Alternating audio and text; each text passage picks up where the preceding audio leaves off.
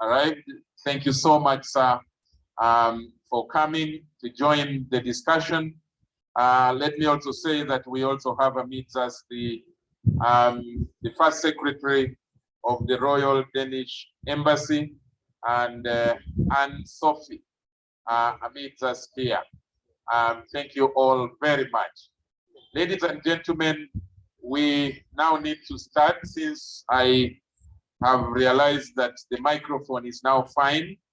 That was part of the testing, and we are going to be looking at the topic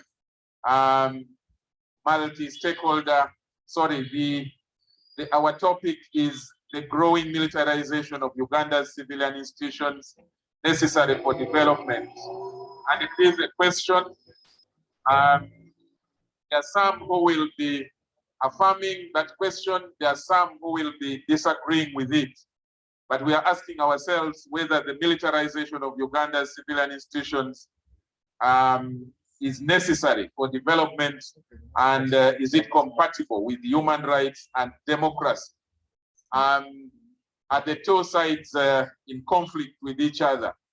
Some of the questions we shall be looking at are whether human rights and democracy are a distraction or a necessity for Uganda's development.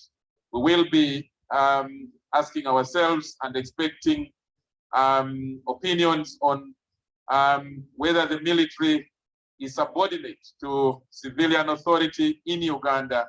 If so, how? If not, how? We will be also asking an important question, whether there is corruption in the military, because there has been suggestions in a number of quarters, and this has, some of them have come even from the head of state himself, especially recently, discussions around procurement in public offices, procurement in Ministry of Health, procurement in Ministry of Works. The president has variously said that contracts, big projects should be taken up by the military because they work faster, they work more efficiently, and efficiency has a lot to do with the expenditures, the resources, how they are managed, and also working effectively, and the defense that the military works more effectively and faster than the civilian experts, if you like. So we shall be teasing out some of those questions and asking ourselves whether, the military is foolproof from corruption, and so the need for them to take on some of these things. But most fundamentally, we are going to be discussing, the role that the UPDF is, or the military is now playing in what used to be civilian, in civilian arenas. We are going to start, I'm going to invite Dr. Zahara Nampeo, the director of the Human Rights and Peace Center, to give us in 4 minutes an opening remark and welcome to the guests who are here. Technical team, kindly get for us an extra mic to Dr. Zahara. She's right the other side. An extra mic. While the microphone is being delivered, may I also remind ourselves that COVID still exists, so we don't want anybody to leave this place unwell, and then we blame this meeting. This meeting must end with all of us safe. Before Zahara comes on, allow me to recognize the arrival of Brigadier General Felix Kulayigye. I think if he now is deployed with Operation Wealth Creation, especially looking at mindset change, an ideological area.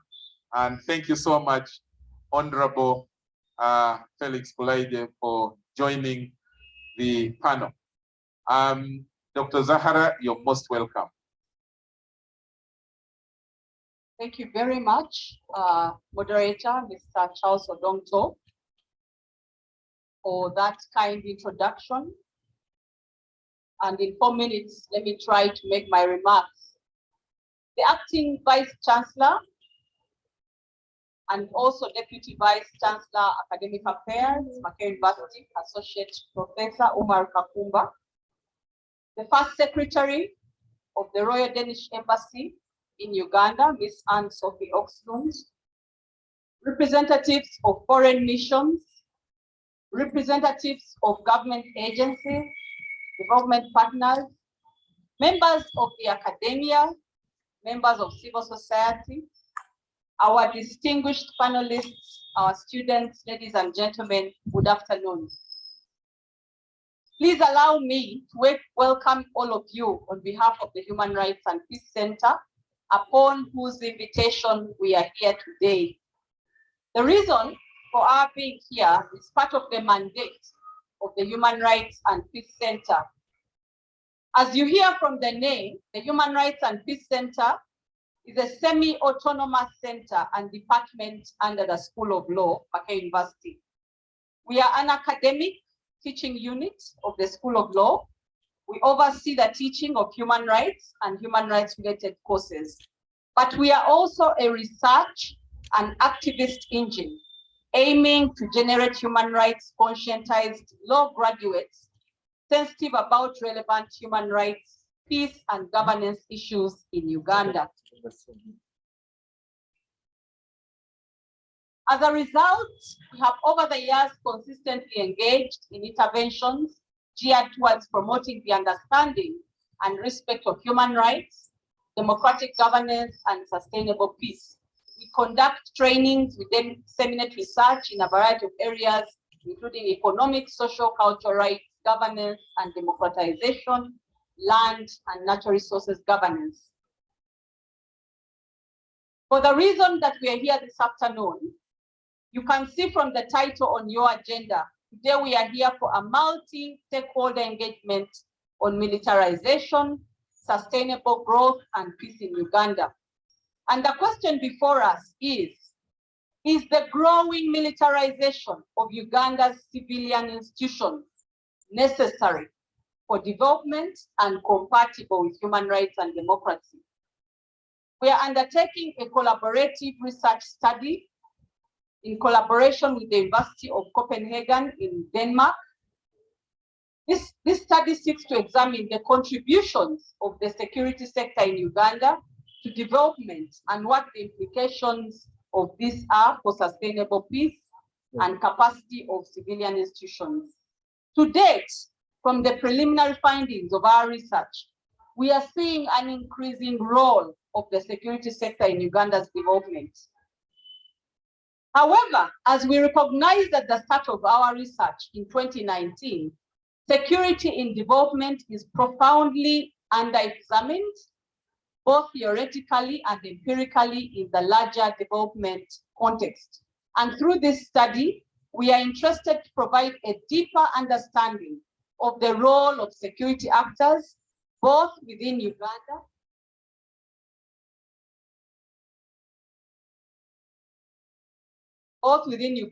and regionally, as a means to ensure avenues for further support and increased effectiveness towards sustainable development.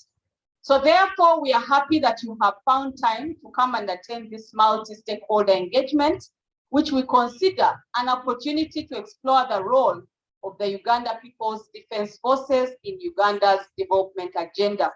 We have invited panelists from academia, civil society, and the UPDF to discuss the nature, the extent, and the rationale of the UPDF's involvement in development, and we look forward to your discussions.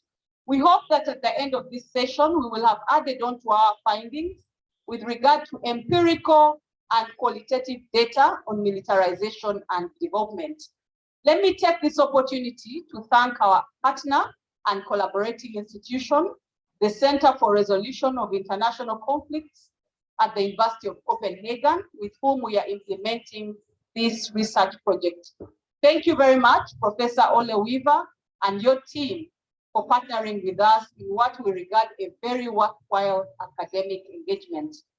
Because partnerships are important for the successful implementation of this project. I would like to appreciate all of you who have made time to join us today. We value your time and your participation. Thank you also to the HURIPEC team for putting this event together. Sylvie, Jackson, James, Haruna, Maxine, Margaret, Godwin, Andrew, and the rest of the team. I cannot sit down without thanking my principal, Professor Chris Bazira, for the support from the School of Law. Thank you also, Associate Professor Omar Kakumba, for gracing this function this afternoon. And we know that we have the support of the university as we steer through this academic engagement. At the start of this research, you gave us the letter that gave us a go-ahead, and we are happy that mid-term, you're still with us. Thank you very much, everybody. We hope for good deliberations. Thank you, and back to the moderator. Thank you very much, Dr. Zahara. Can we give her a round of applause kindly? It's always important when someone does something good, you appreciate them with a simple clap, but you do it well.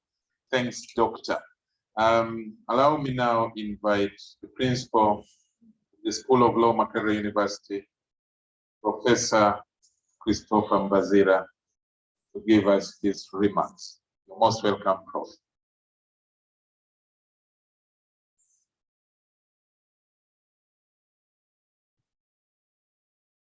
Thank you so much, moderator. Good afternoon, ladies and gentlemen, all protocols observed. Special recognition at the DVC, Academic Affairs, also acting VC, Professor Umar Kakumba. Thank you so much for supporting the School of Law. We started this together. You've been with us through this journey and so many other journeys. A special welcome to our colleagues that have come from the UPDF and our colleagues that have come from Makerere and CSO partners. All protocols observed once again. As indicated by the director, this is a multi-stakeholder engagement on militarization, sustainable growth, and peace in Uganda. We know that in spite of the challenges we've had with COVID in 2020, government was able to adopt the third National Development Plan, NDP3, under the theme strengthening Uganda's competitiveness for sustainable wealth, inclusive growth and employment. We know that the plan has adopted a programmatic approach to implementation as opposed to the sector approach that was utilized under NDP1 and NDP2. And one of the programs, and a key one that is indicated in the plan, is governance and security. This program is important because it links to other development initiatives, it links to other programs, and we know that governance and security are key to ensuring sustainable growth and development. NDP indicates that the goal of this program is to improve adherence and rule of law and capacity to contain to ensure prevailing peace and emerging security and to address emerging security threats. The NDP therefore positions security as a key element of sustainable development. Indeed, when one looks at the plan, it has a number of specific objectives that are connected to security. It has a number of specific outcomes that are connected to security, and it also links it to the regional and global context in which we live. Indeed, the happenings of yesterday clearly indicate the importance of this program that links to security. In spite of this, as indicated by Dr. Nampeo, we've not had comprehensive research on the role of security in development, even when we've had security involved in development in Uganda for so many years now. Therefore, as a school, we feel compelled to provide a platform and lend our expertise, ensuring that research in this area is undertaken and at a comprehensive level. We therefore appreciate the partnership that we have, which we value, that's with the Center for Resolution of International Conflicts, represented here by Professor Ole. Welcome, Prof. We appreciate the colleagues that have come on board to make this research possible, both within and outside Makerere. And as much as we've seen studies that look at the aspect of militarization, if I could call it that, most conversations in the context of Uganda have largely focused on the militarization of the police. There is a bit of literature in that area. We don't have literature that has looked at the role of the military in other areas. Scanty literature can be found with respect to participation in fisheries, participation in conservation, participation in revenue collection and things like that. But we are yet to have comprehensive research that looks at, among others, the legal aspects of involvement of the military involvement. And as a school, we feel that that's our mandate, to provide that platform, to use our expertise to contribute to the conversations around the role of the military. Indeed, I'm privileged to be one of the researchers on the program, whereby I'm looking at Operation World Creation. We know the military is involved in that area, and my preliminary findings indicate that there is a legal lacuna in terms of presence of law by the modalities for the participation of the military in the activities of Operation World Creation. And hopefully these conversations will help us uncover legal basis. Policy basis could be there. It's ambiguous, but we need to go into it. So it's a privilege.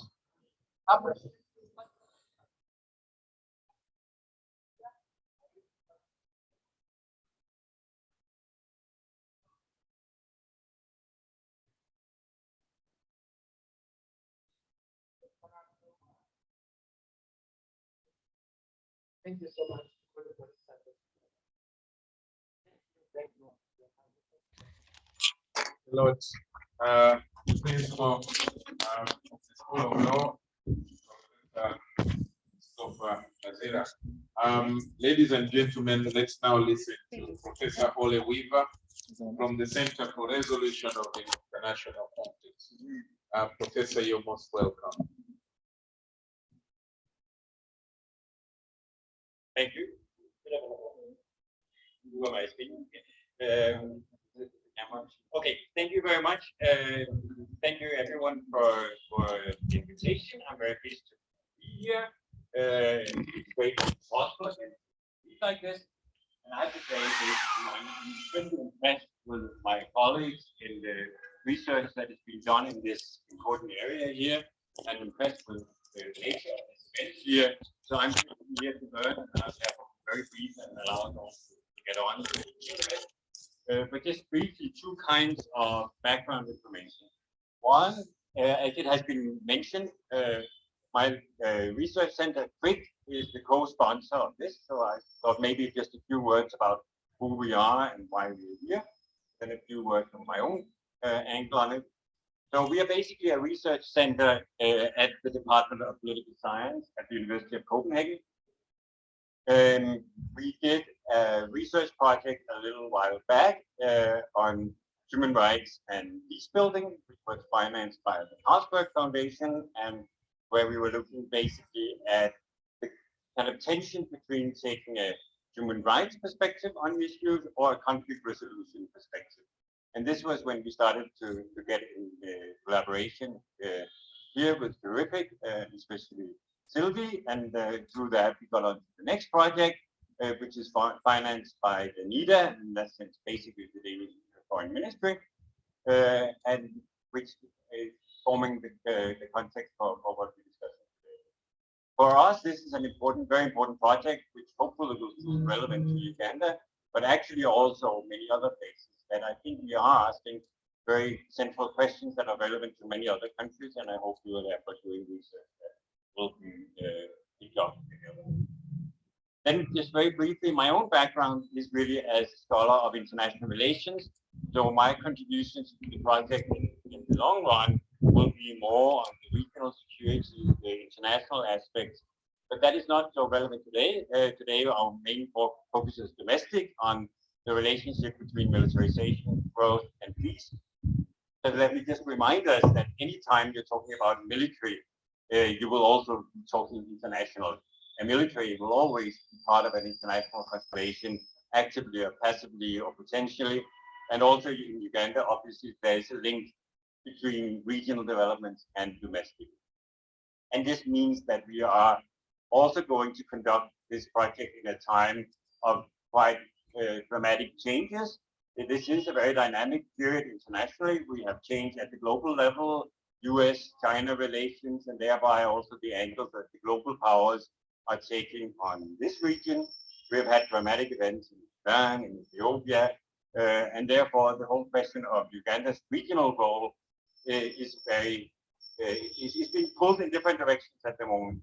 Potentially an even stronger role due to these regional development, but also increasing concerns internationally about whether supporting Uganda as a security provider is after all problematic because of some of the domestic development, a discussion that was internationally strengthened after the recent elections. In that sense, I'm just saying there's a bigger international background to this that we maybe should discuss next time we come together. But this time, as is appropriate, the focus is not on the international, but on the actual local actors who should make the decisions about where to go with your own country. So a stakeholder event in that sense is always the central and most important.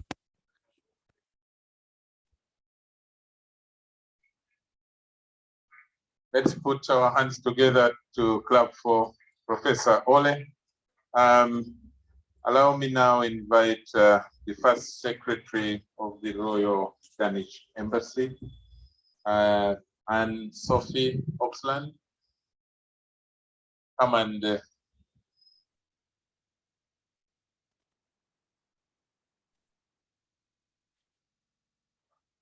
do you hear me? Do you hear me? Sure. Very good. Thank you. And thank you very much for convening this important. First of all, allow me to say that sorry, can you hear me? hello, Anne. Yes, do you hear me?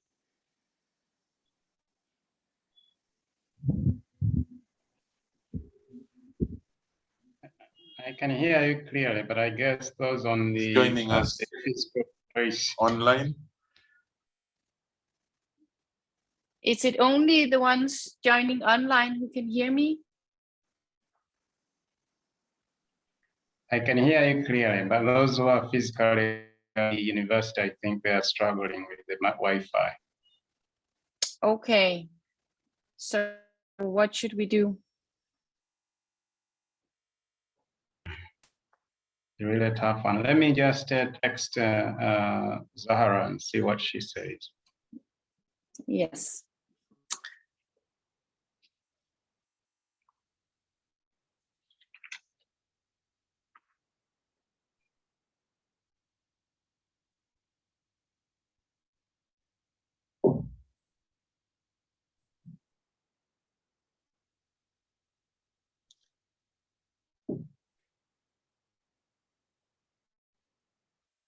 Is she on now?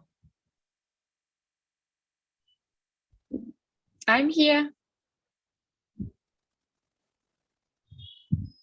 Perhaps you can put the microphone to the speaker or yeah.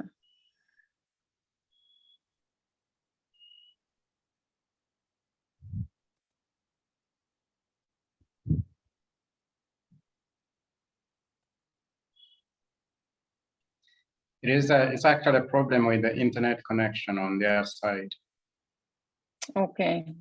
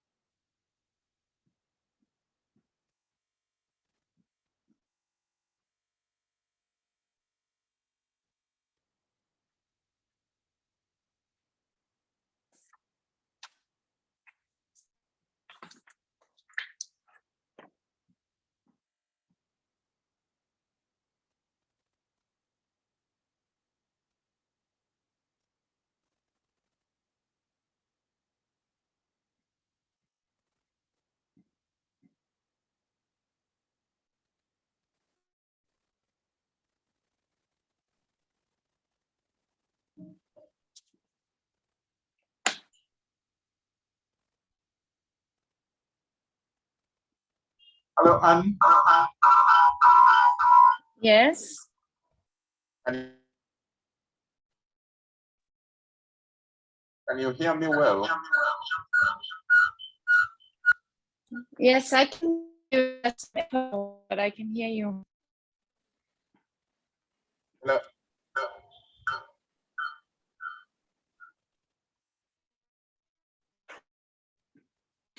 And try to speak so that I can check the sound for quality. Okay. Hello, everyone. Do you hear me? I think that's okay. I think that's okay. I will switch off my own mic because it's giving an echo. But I want to welcome you.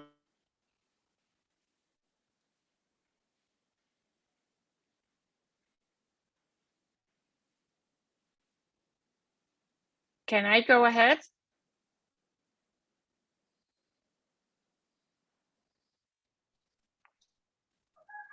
I think they can't hear you. They're struggling with that network connection. Yes. I'm texting Zahra and I'm not receiving any response. So there is a problem at Makerere. Okay, it's strange because we can hear them quite well from time to time, at least. That's correct. I think they didn't test by checking with those online in advance.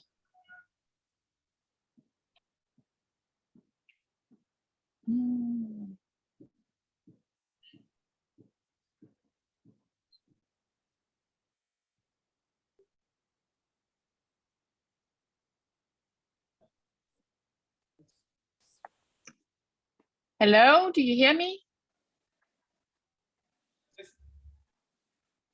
Yes, I can hear you well, Anne.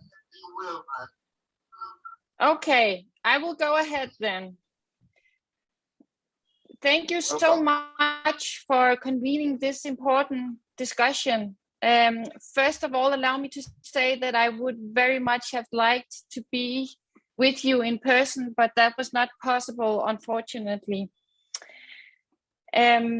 Distinguished guests, ladies and gentlemen, I am pleased to be part of this event and provide remarks on behalf of the Danish ambassador, Kulayigye Petersen, who is unable to attend in person due to other engagements. My name is Anne-Sophie Oxlund, First Secretary at the Royal Danish Embassy here in Uganda. I will give some short remarks focusing on the role of the military in development and implications for human rights and democracy from our perspective. Denmark has been a reliable development partner to Uganda for more than 3 decades. Currently, we are implementing a 5-year bilateral country program in Uganda with the overall aim of contributing to the development of a stable and democratic Uganda, which through inclusive and sustainable growth improves the prospects for the future of its population and heads for middle income status while playing a stabilizing role in the region. To achieve this objective, the embassy works with both state and non-state actors, among others, to promote human rights and democratic governance in Uganda, in line with Uganda's National Action Plan 3 and Uganda Vision 2040. Uganda's growth and development is clearly linked to the country's peace and security, and the military has a crucial role in maintaining stability. Peace and security is a precondition for sustainable development so that the objective of the Ugandan government to achieve status as a middle-income country can be realized. Over the past decade, we have observed that the Ugandan military increasingly are getting involved in the development sectors, such as the Operation Wealth Creation, the Fisheries Protection Unit, and construction programs, all traditionally managed by the civilian part of government. We note that it is becoming increasingly difficult to separate what are military and what are government's responsibility, and the division between military and police affairs. During the Universal Periodic Review of November 2016, Uganda was commended for the developing a national action plan on human rights and for enacting the Prevention and Prohibition of the Torture Act in 2012. However, Uganda is also on record by the Uganda Human Rights Commission for violation of fundamental rights, such as the freedom of expression, assembly, and association, implicating Ugandan security personnel.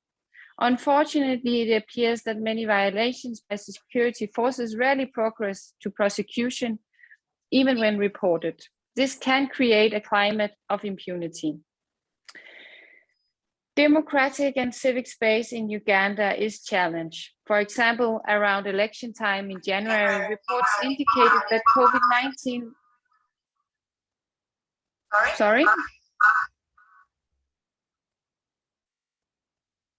Reports indicated that COVID-19 regulations were enforced unequally, targeting critical voices. Civil society is a key partner in making vital contributions to Uganda's development and ensuring the protection of human rights. Denmark is a strong supporter for the rights of civil society organizations to operate free from interference and harassment. In conclusion, on behalf of the Danish Embassy, I call upon the academia to engage constructively with the various actors in the security sector to explore ways of fostering peace and security through development. The collaboration between the Human Rights and Peace Center from Makerere Law School and the Center for Resolution of International Conflicts at the University of Copenhagen is a good avenue for providing new knowledge on some of the under-researched and sensitive areas such as this one. We hope that through this multi-stakeholder engagement, we shall obtain valuable knowledge about the role of the military in development and its implication for human rights and democracy. I look forward to an interesting discussion this afternoon. Thank you very much for listening to me.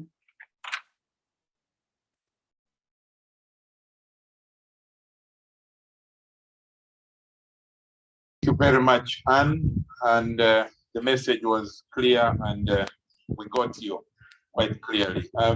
Allow me now, ladies and gentlemen, to welcome and invite Associate Professor Omar Kakumba, who is the acting Vice Chancellor of Makerere University.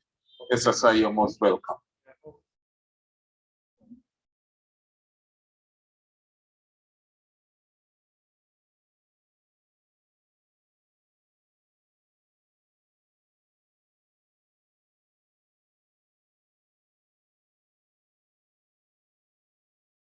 Thanks very much, moderator, and a very good afternoon to yes, ladies and gentlemen.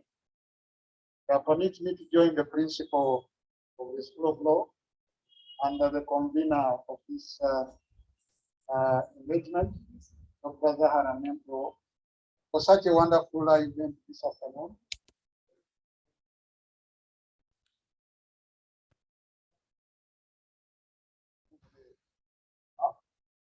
Just to give the opening remarks and also appreciating the guests who are joining us today. I want to recognize the presence of the representatives of the foreign mission here, as the representatives of governmental agencies, particularly the Uganda People's Defense Force, the General Felix Kulayigye and the General Masiko. You are most welcome. I want to take the opportunity to welcome the development partners that we just listened to the Royal Danish Embassy First Secretary and distinguished panelists, Professor Ole, University of Copenhagen, the academia who are here. I saw Professor Simba and Dr. Nansozi and many colleagues who are joining us from the School of Law. Our students joining us. This session should have probably attended to by many people, but I guess the situation, you chose to minimize the attendance. But well and good, since it is recorded and followed up, I presume we are having it hosted over the Zoom and the cyberspaces. So I want to take this opportunity today to appreciate the conveners and the Human Rights Peace and Rights and Peace Center of Makerere University for this initiative we are engaging a topic that is very, very, very important. Already from the preliminaries, even before we listen to the panelists, you can sense the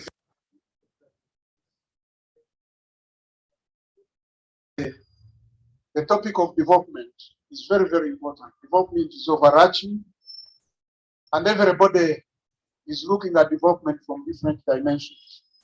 And we cannot undermine, nobody can dream and think about development without development outside the shadows of peace and security. And we recognize the role that is played by the security agencies, including the military and the police and many others. But we also know that development is rooted from sustainability of certain prerequisites. And of course, Professor Lay alluded to this, and the same has been alluded to by the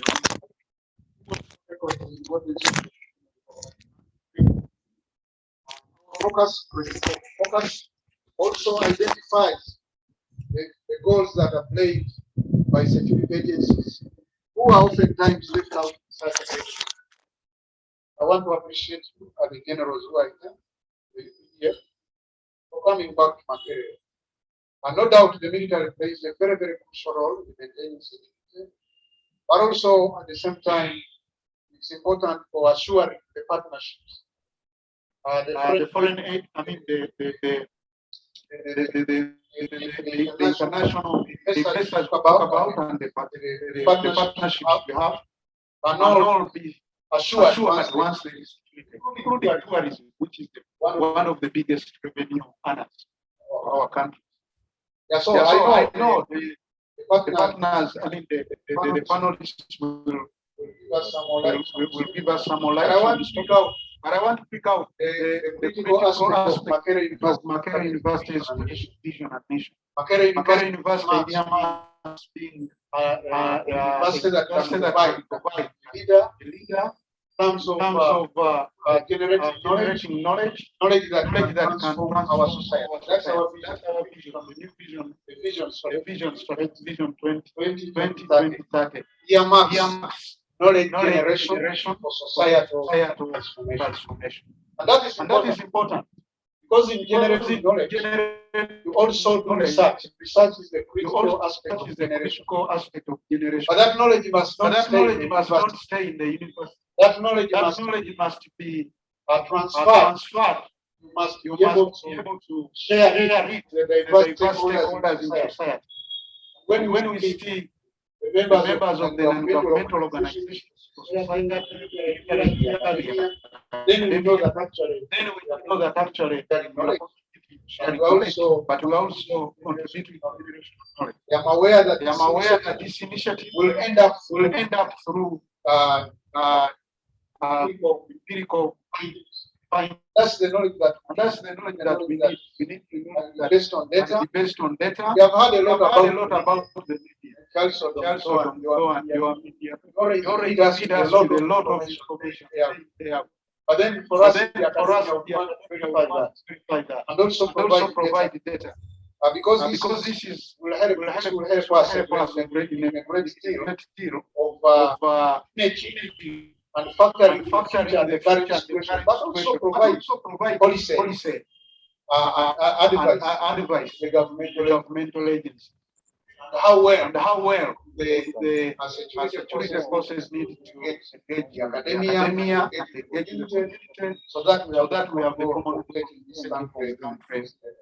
Ladies and gentlemen, I did want to I don't intend to take a lot of time, but I'm saying this as a way of realizing that has been made into this, and also appreciating more effort that we're able to see this collaboration with the Danish government and the University of doing a lot of research and also engagement, and how well we foster the needs of our country.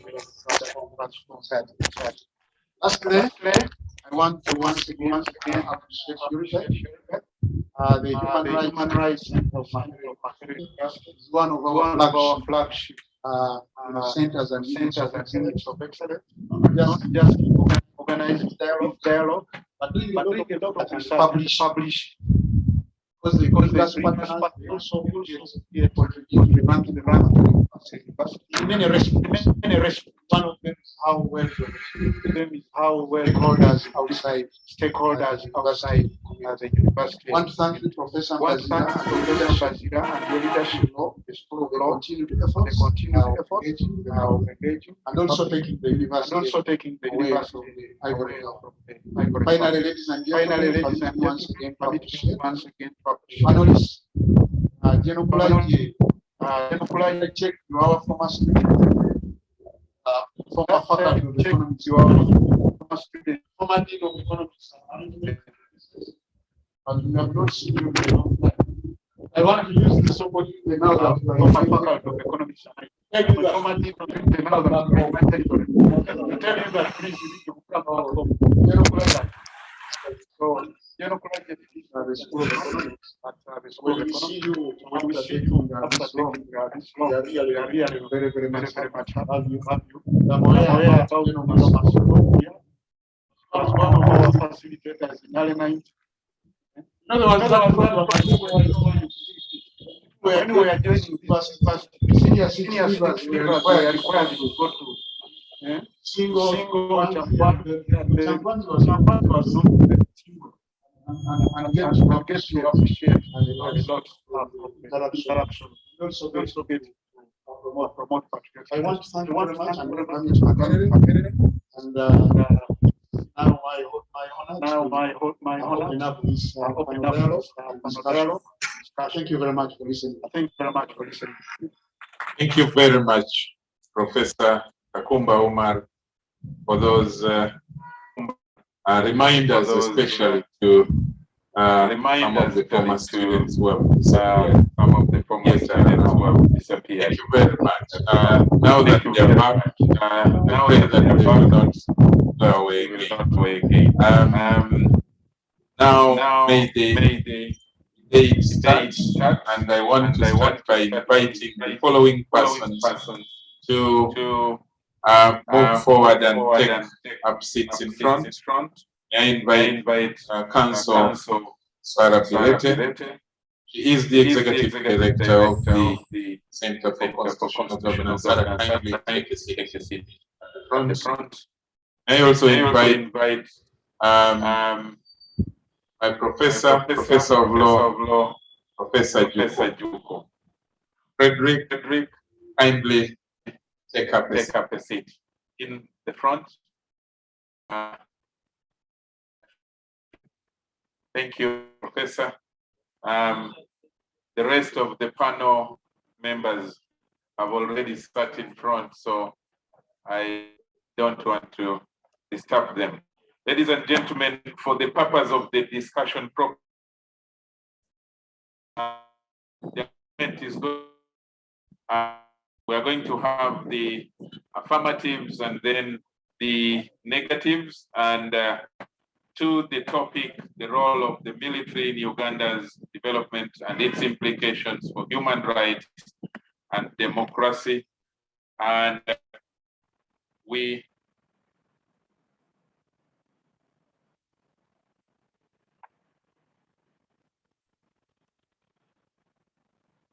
I was inviting panelists who are at the back, but I am aware that I have been asked to remind the audience that there are other panelists, and there is Major General Henry Masiko, who is the Chief Political Commissar of the UPDF.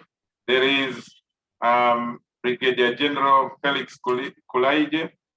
As I said earlier, is now in charge of mindset change, and there he raises his hand. And there is Dr. Simba Sali of Makerere University.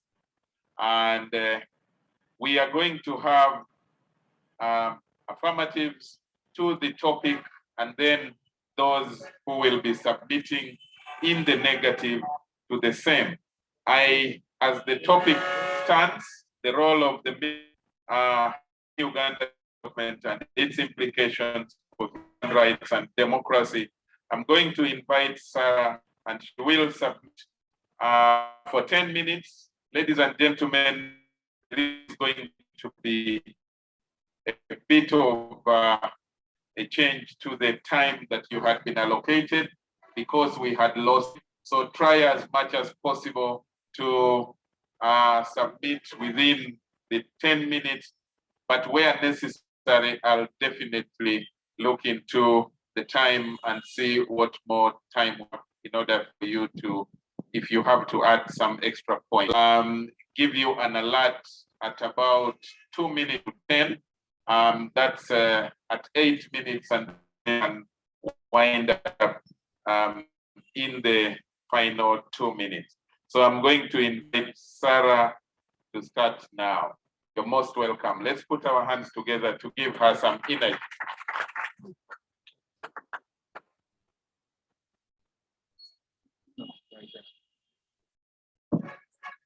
As Sarah comes to the podium, there is an audience which is online and at HURIPEC Talk, hashtag HURIPEC Talks, hashtag HURIPEC Talks, and we will be picking their views from online and then share them as well at an appropriate time when plenary starts. Sarah, you're welcome. Thank you, Charles, our moderator for the day, our host, HURIPEC and the Makerere Law School, our distinguished guests, the Vice Chancellor, and the representatives of the Royal Danish Embassy. Yes, my fellow panelists, ladies and gentlemen. The debate today is one of the oldest debates in democracy in the world. Among the oldest problems of human governance has been the subordination of the military to the political authority and how society controls those who possess the ultimate power of coercion or physical force. Since the earliest development of organized military forces in ancient times, governments have been vulnerable to either being destroyed, overturned, or subverted by their armies.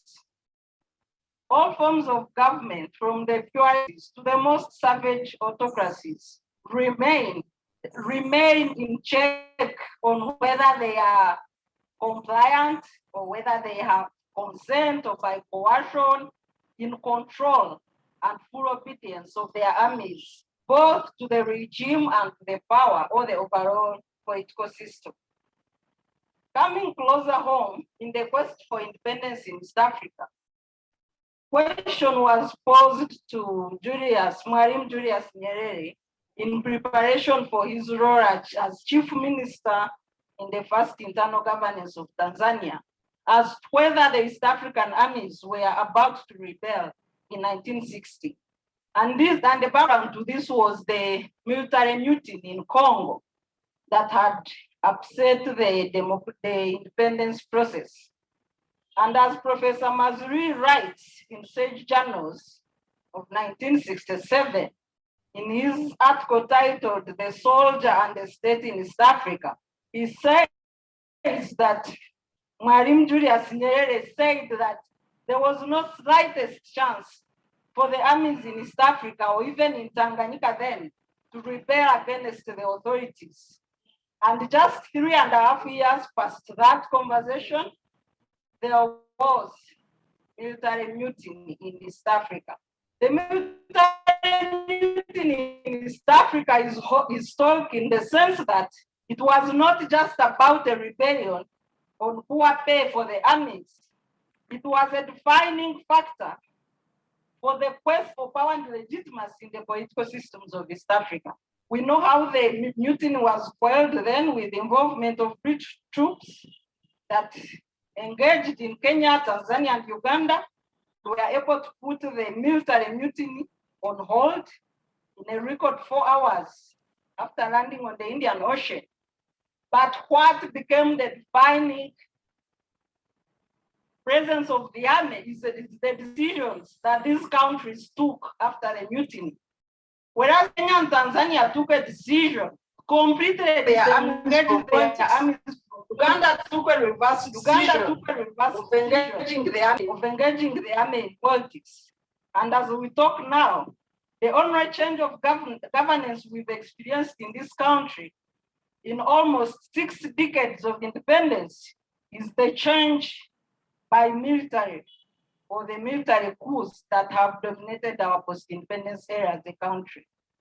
So the return from the barracks to the political arena and mixing of civilian lives with the soldiers in Uganda, I don't know whether we have reaped big or small, but we know that Kenya and Tanzania, on the contrary, have been largely stable because of the decision they took at the time of the military mutiny in East Africa.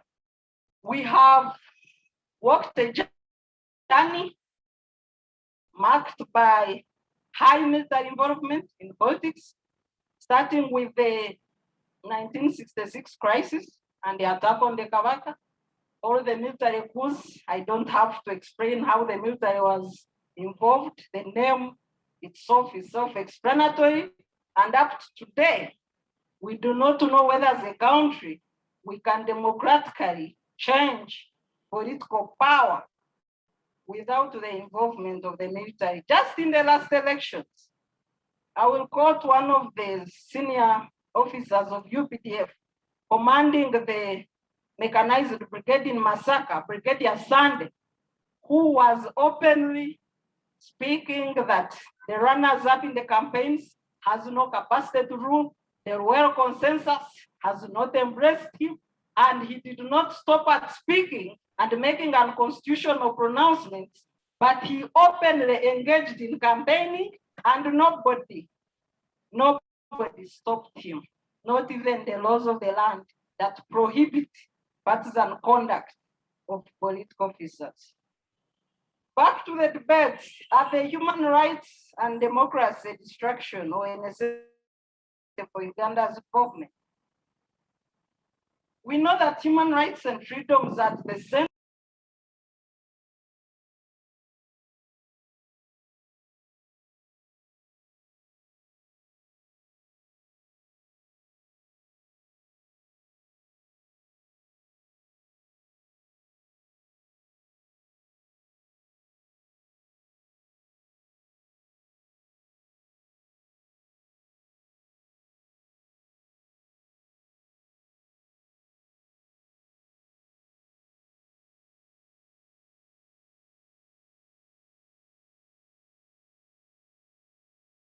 hold their leaders accountable, voice out their wishes, aspirations, concerns, and demands, and make sure this is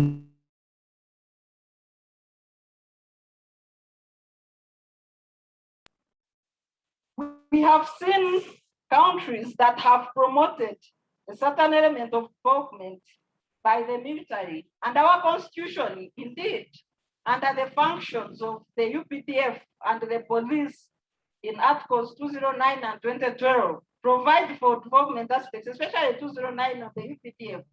It says our UPDF can engage in development. We know that the Cuban military has a concept of development, and when you read about the transformation of the Cuban army into a socio-political elite with the reforms for development, they are mainly engaged in medicine and healthcare, with the military hospitals being the most effective hospitals in Cuba. They are engaged in emergency response, and indeed our constitution provides for emergency response.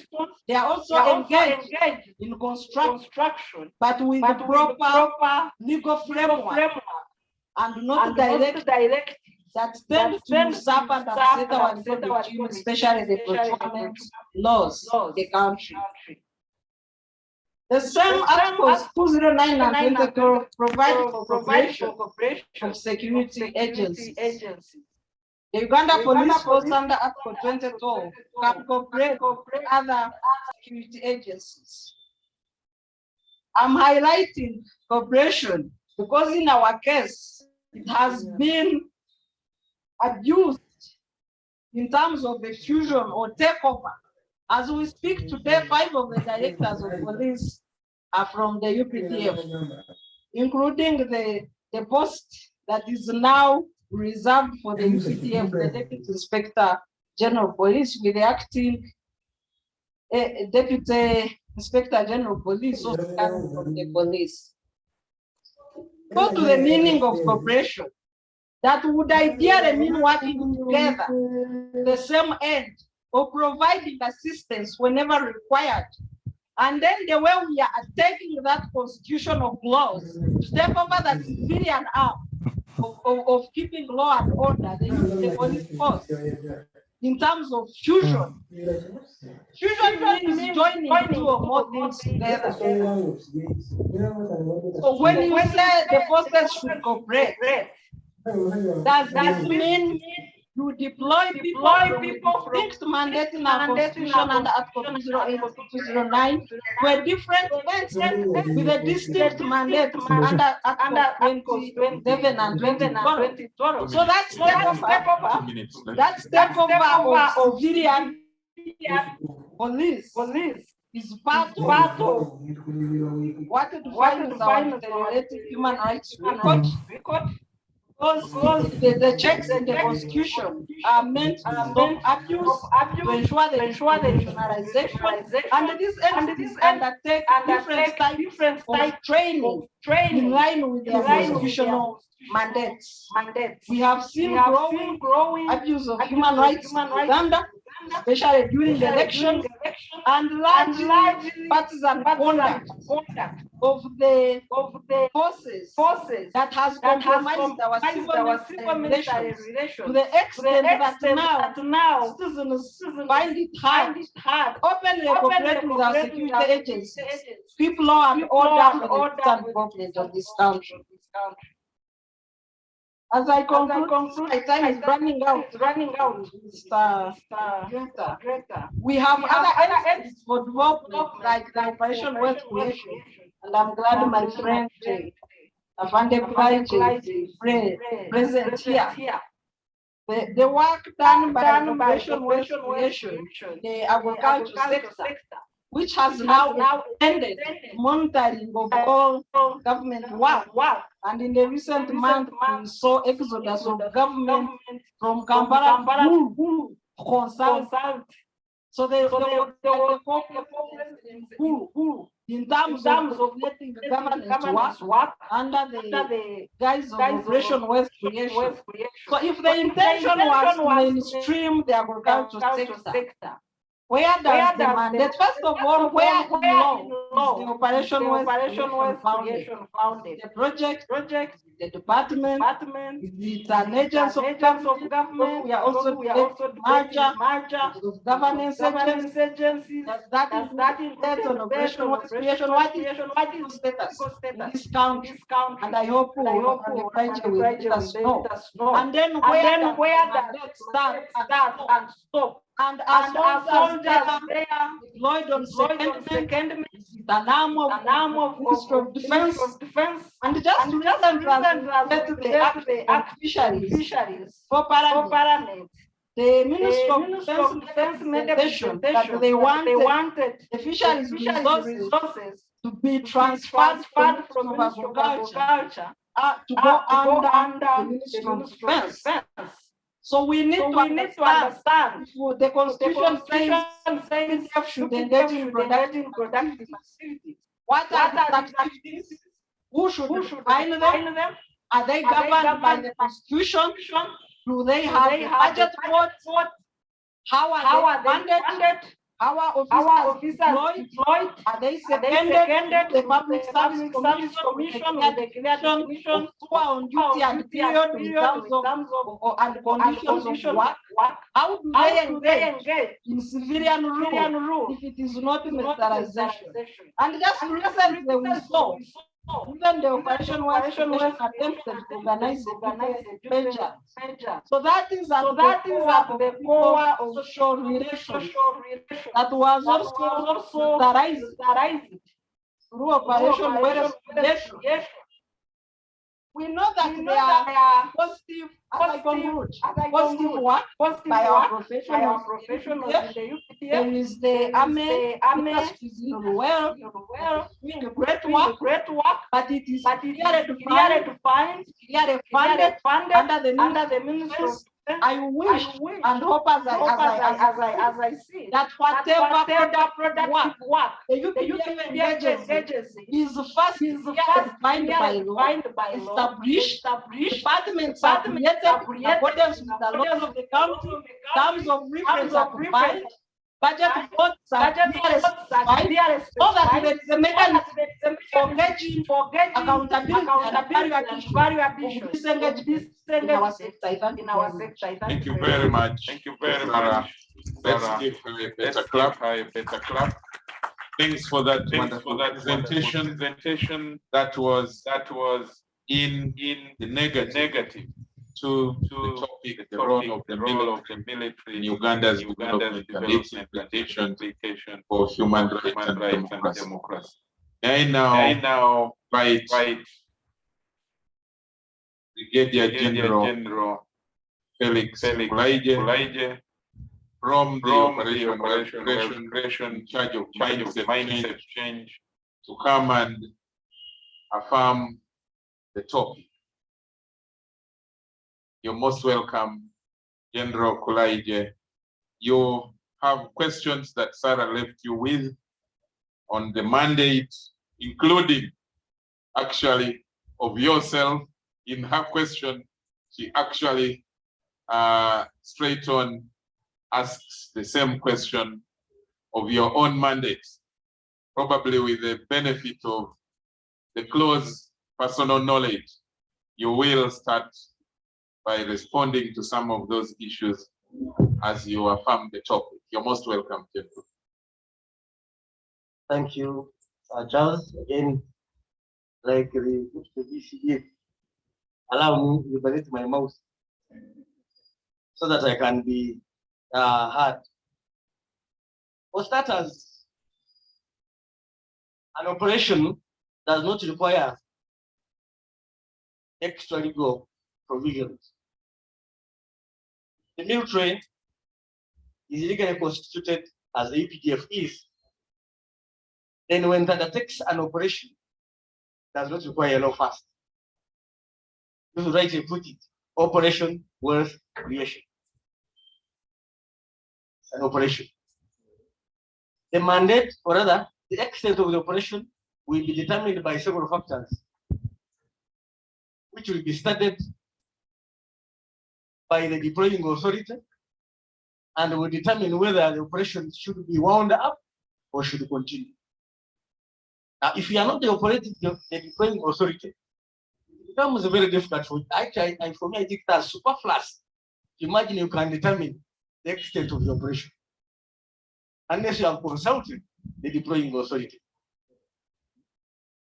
So it's an operation rather than war, Charles, and I would invite Sarah to engage us. We shall be gracious enough to discuss with her what you mean by an operation wealth creation. Because not classified, so we can discuss it. I tend to ask, and I've been forced by Sarah's submission to ask this question. Is the intelligentsia in Africa actually appreciative of the African condition? Or it is increasingly becoming a kind of floating in the actual reality that is existing? Two, in my humble belief, Charles, the term militarization is a bit derogative.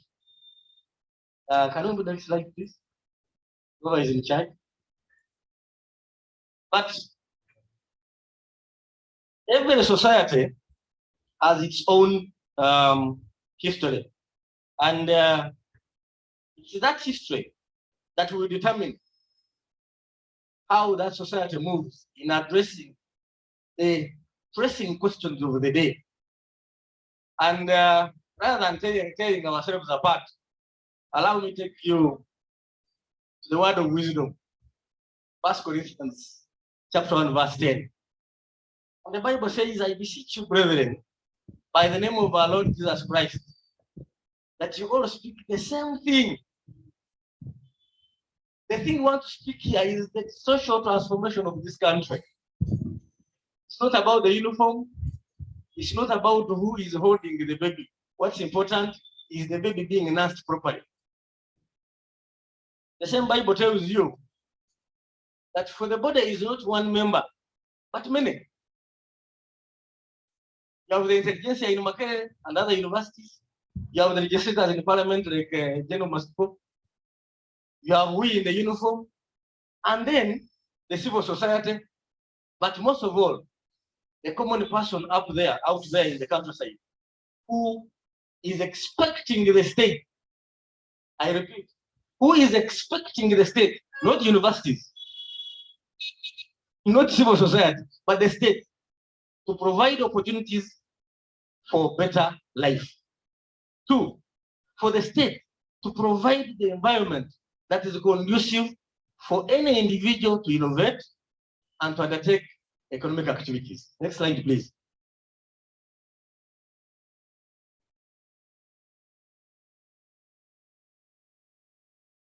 Just keep that in the interest of time.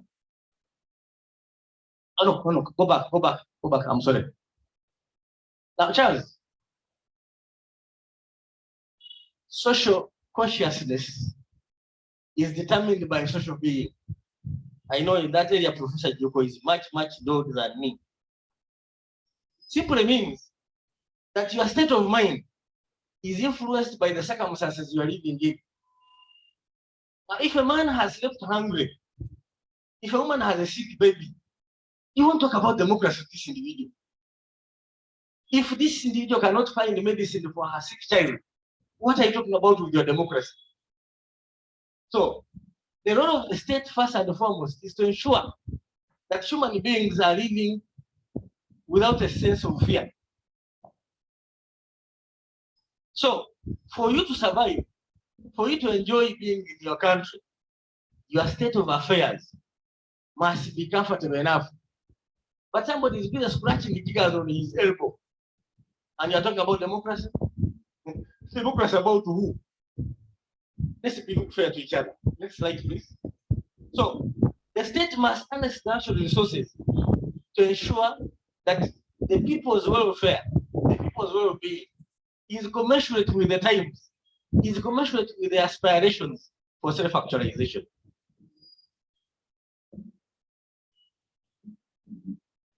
So the governance and security programs must target the capacity of security agencies to do what? Not necessarily to fight. Okay, when there is no war, our role is to engage in production. And the Sarah paraphrased the Constitution. The Constitution does not say we can engage in production. We must engage in production. Article 2094, D, we must engage in production. It's not may. And this is against our history that the military was dependent previously. So the framers of the 1995 Constitution ensure that it provides that we must contribute to national development, not just simply being parasites. So when we see that, yes, you have security over the people, but the conditions are not changing. If you continue simply enjoying parade and shining your boot, you fold your sleeves and change the operation methodology. So the more sustainable approach to realizing a broad-based economic empowerment of the nationals requires that we look out, we think outside the box. And I think if we endeavor to study wherever the military has gotten involved, be it in the fisheries, be it in the agricultural sector, be it in conservation, tremendous progress has been registered. I would have been shy to stand here if the results were to the contrary. Check the tourism sector, you will see for yourself. Look at the fisheries. At one point, a small fish had reached 80,000 kilograms in this country. Even finding it was a miracle. Today we have a bumper harvest of fish in the lakes. Not because water increased, even water was there then, but because we improved on the fishing methodology. Methodology. Please, next slide. So my argument is that whereas other countries today, like Denmark, can talk about democracy, at some point they could not. Why? Because they had nation building issues to deal with. And once the kingdom built to address those questions, then democracy was addressed. For us, we are putting the cart before the horse and we expect to move. My sister talks about Kenya. You may not know, and I hope I will not be taken to court for this statement. But in 2017, there was consideration of inviting the military to take over in Kenya. 2017, a few years ago, after the Justice Maraga debacle, what saved the situation? I will not say it here because of my uniform. If I was in the intelligentsia, I mean in the intelligentsia, in the intellectual community, I would have revealed exactly what stopped it. So we may want to compare the incomparable. What is important? Where have we come from? Where are we and where are we going? And I want to share with you, Charles, and the audience, that after the collapse of the Soviet Union, there was a thinking in Western Europe that there would be no more need of war and defense. And the many military equipment was decommissioned, others were privatized, conscription degraded, because they believe the network was sufficient to deal with any other threat. So collective security was there. Can you tell me the collective security for Uganda? If you want to get the military away. And how did we get out of the barracks? You kept us in the barracks in the 60s and the 70s, and they kept our political knowledge. But when you disagreed politically, Ugandans, you say it come out and solve the problem. So you took an ordinary person to the theater to do surgery to a patient. Are you surprised the politics of Uganda collapsed? 2 minutes to go, General. Thank you. I will not be disciplined. I will definitely wind up. So, to judge whether we are militarizing, for us, we are saying this is an operation rather than war. And we think we have been, it has become necessary for us to come out and go into the productive ventures because those assigned the duties to undertake these tasks may not have performed as expected. If you are in charge of the space and you see other people coming in, not joining because it is attractive, but because things are still lacking, check yourself, check your performance. Thank you very much for your kind attention. Thank you. Let's give him a big clap. Thanks for responding to many of the questions of Sarah. And of course, there are definitely the issue of formalizing or why not legalize the operation. That most likely will come in the follow-up questions when we come back to the question and answer. For now, allow me, ladies and gentlemen, now on your behalf, invite General Henry Masiko. You have 10 minutes, sir, Chief Political Commissar of the UPDF, to come and give us an additional perspective from the affirmative.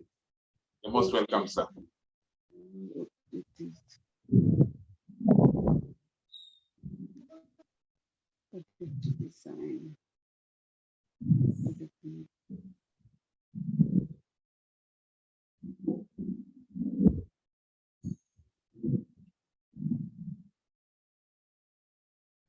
I will also correct my mouth since I have sanitized the environment.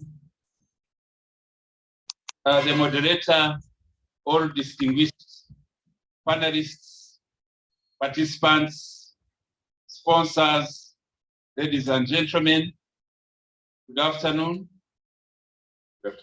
I'm very happy to immediately come up after Brigadier Kulayigye has covered some ground. And I continue with apprehension of the narrative. My apprehension is whether the theme is taking us into exactly what we should be addressing, or whether it is diversionary. And also to echo what Brigadier Kulayigye has indicated, as a community of the intelligentsia, whether we ever pause and ask ourselves whether we are really not living outside what is already a tradition, already a given. Because the question of the nexus between defense, security, economy, and transformation is a well understood phenomenon globally.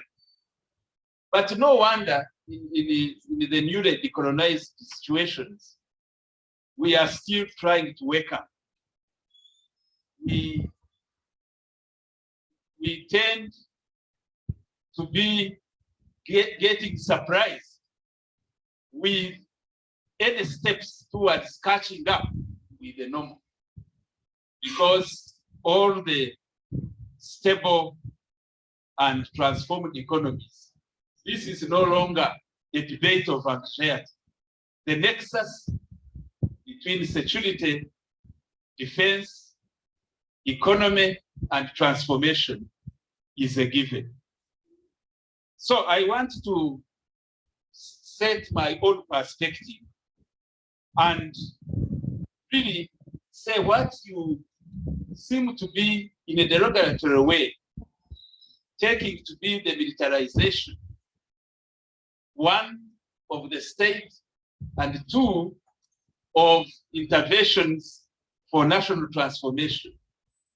I think you'd rather also, especially this community, the academia, know that this is no longer a matter of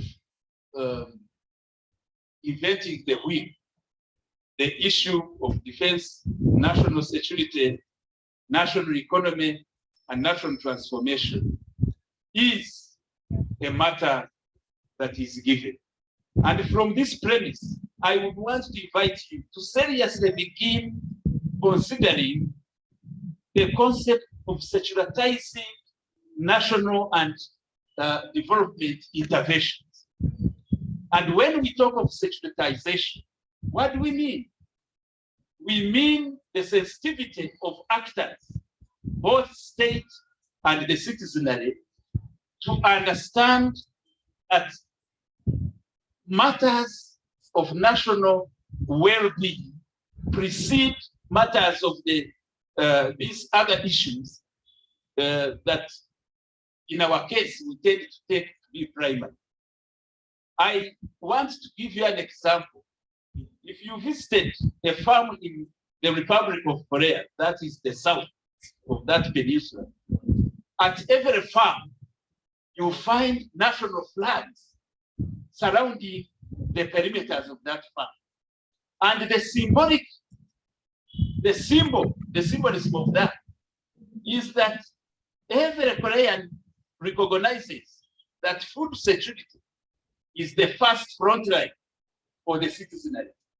And like soldiers in military operations would be flying flags, when those people are on the farmland, they are flying the national flag high, indicating that what they are engaged in is a matter of national survival.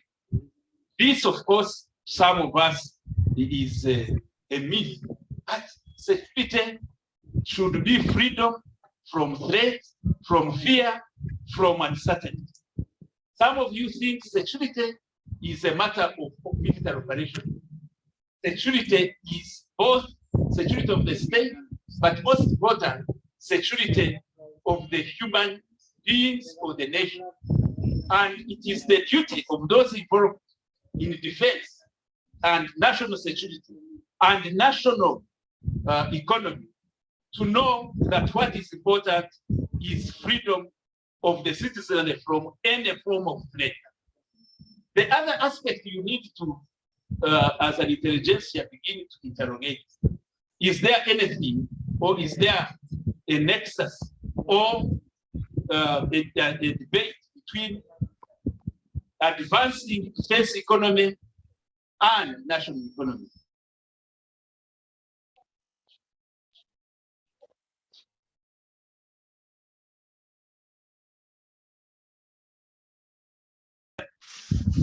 There exists what you call defense economy. And our constitution actually makes an attempt to say that we are not inventing the wheel. Wherever you see stability, rapid transformation, there is an interplay at any given time between the national economy and the defense economy. It is actually a big irony that the Secretary for Defense should be running and kneeling before the Secretary for Treasury. In other economies, in other stabilized democracies, it is the other way around. The Secretary for National Treasury is more softer to the Secretary for Defense, because the Secretary for Defense has more means because of the role of the military in the national transformation. The other question I would want to again echo what Brigadier Kulayigye talked about. Are we talking about mere sustainable growth? Merely expanding and expanding without changing in quality of life?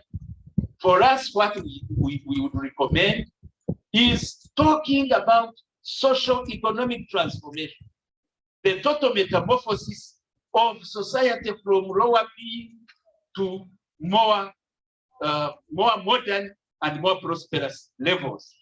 And to this, I want these who are engaged in this project to refer to the document of our doctrine, the doctrine of Uganda People's Defense Force.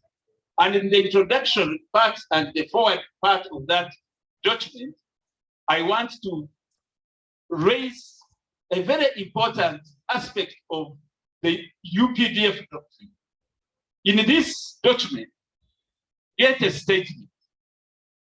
And this statement goes, our strategic goal is to be a prosperous and modern society through metamorphosing from the current pre-industrial, peasant, backward society onto a middle-class society, skilled working class society, and eventually to a knowledge-based society.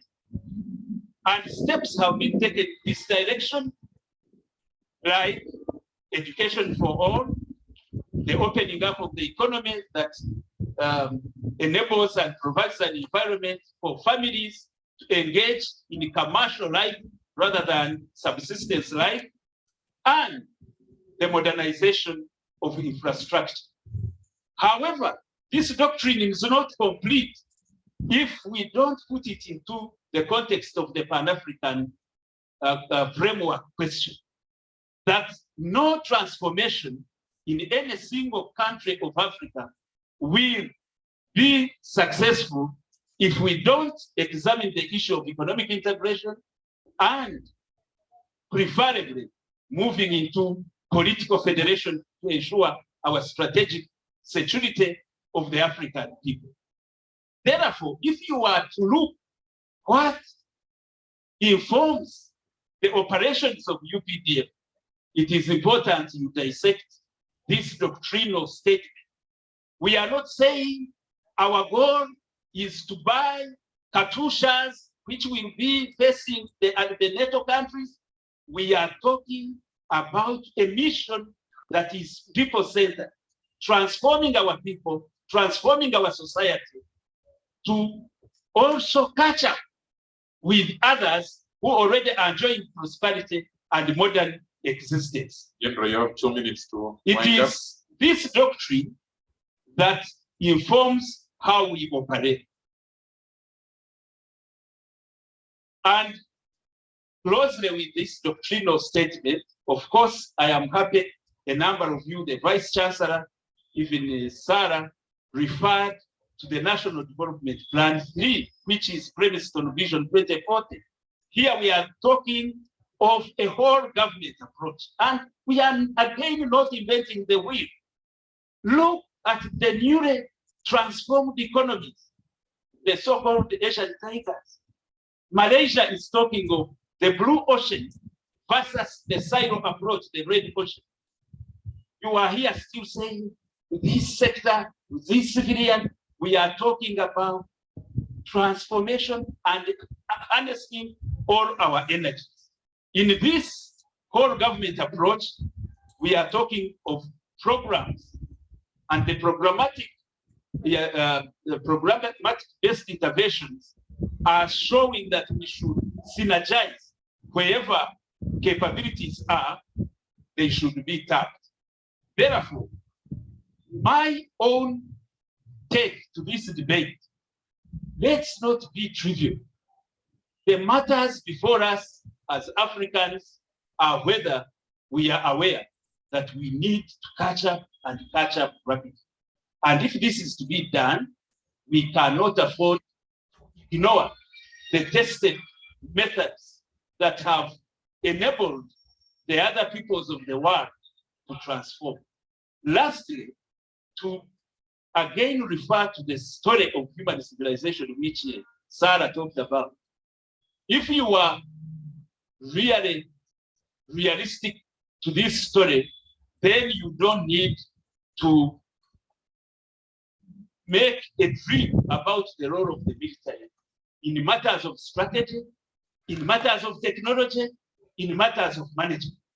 It is a well-known fact that all these key drivers of socioeconomic transformation have, in the primary setup, been a preserve of the military and have later been handed over or shared with the civilian institution. So if you know this reality, I don't know what your intentions would be to see in Africa you are taking an odd path. Africans ought to understand that it's high time you woke up to the reality that Africa deserves better, and Africans need to wake up and think like those before us. Thank you, and I wish you a good discussion. Thank you very much, General Henry Masiko, the Chief Political Officer of the Ladies and gentlemen, those who were in the affirmative, we now want to hear from the second negative to the topic, and that's from a presentation from Professor Fredrick Jjuuko. Most welcome, Prof. Let's put our hands together to welcome Professor Jjuuko.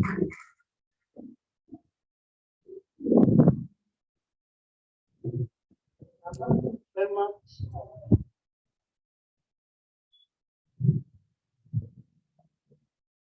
Moderator, on this question, let me say from the start that of course the military is relevant in terms of providing peace and security for development. That goes without saying. It is also true that in many countries, the US, even have a military industrial complex.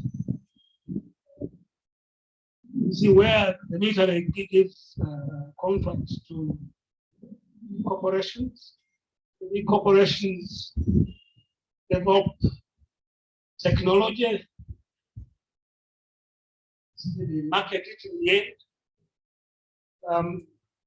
So those kind of relationships are there. Now we are talking about these deployments in various sectors, in government, sectors like agriculture, fisheries, road construction, and other matters.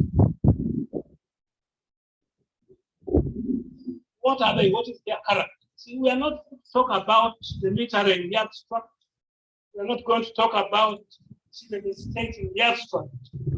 You need to be concrete. And in my view, in order to be able to address this issue adequately, and I'll not have enough time, we need to look at least three things.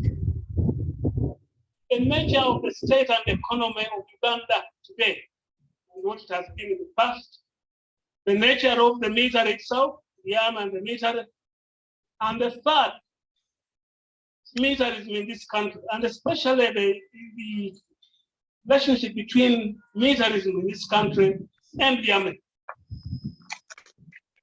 First, when you talk about the economy, especially the economy, today we have a fragile, and it's a neo-colonial state, we must have. It is largely dysfunctional. We have a neoliberal economy that we introduced in the late 1980s, where we privatized, where we sold off the parastatals. We put a premium on market economics and foreign investors. The name of them, we have no minimum wage, the premium on foreign capital, give them tax holidays, they are free to repatriate profits. Okay, and even land, we are increasingly putting our land treated in order to hand it over. So we have a crisis economy. We have a dysfunctional state like we have privatized agriculture services, huge cooperatives, and those kind of things. State institutions and procedures have largely been undermined. And clearly the NRM came with that vision of the national integrated and independent economy. That one is receding further and further. Social services, well, those are scanty, again, because of privatization and neoliberalism. Second, on the nature of the military. One of the characteristics of the military is that President Museveni has put a personal stamp on this army. But for 1986, and the army has not been able to overcome that history. So I've answered in our plan, those practices. The third is the military. Before we can assess what this deployment is about. Militarism is, of course, the philosophy and practice of military and security solutions, essentially political and social problems. Militarism is also a confrontation. Doesn't envisage compromise. You know, if you see your opponent is an enemy, you can't coexist with them. And you know, it developed as part of the post-colonial crisis. Somebody mentioned 1966 and the attack on the palace in Bengal. And that was carried out by Ambil. Now, in that same year, 1966, I don't know whether it's a brigade, is Brigadier Orwell. Yes, he was born in 1966. He was a baby boy. Orwell. 50 years later in 2016, he attacked another palace in the Kasese and bombed it. So we don't plan anything, see, and that's part of militarism. Militarism has, of course, infiltrated the other arms of state, parliament.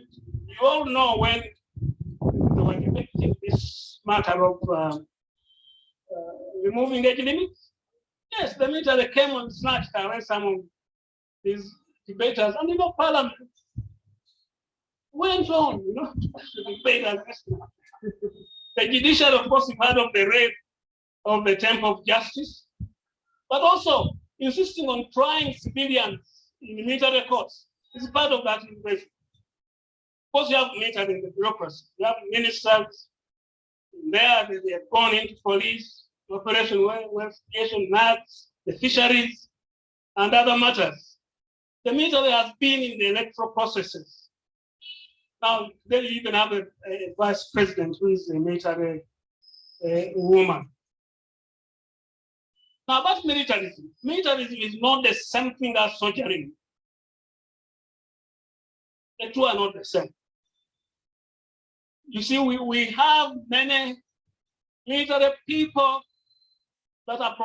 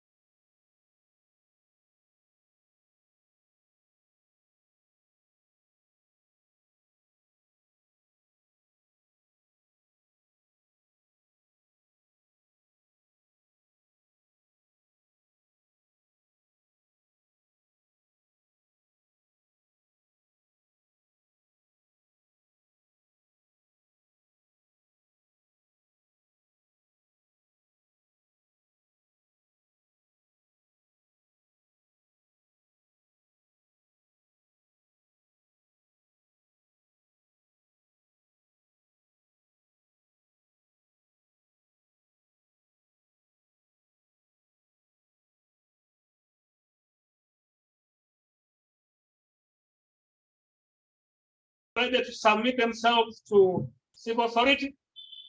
There's no doubt about that. On the other hand, we have many civilians who are actually militarists. Well, you remember that woman who said we have Maje?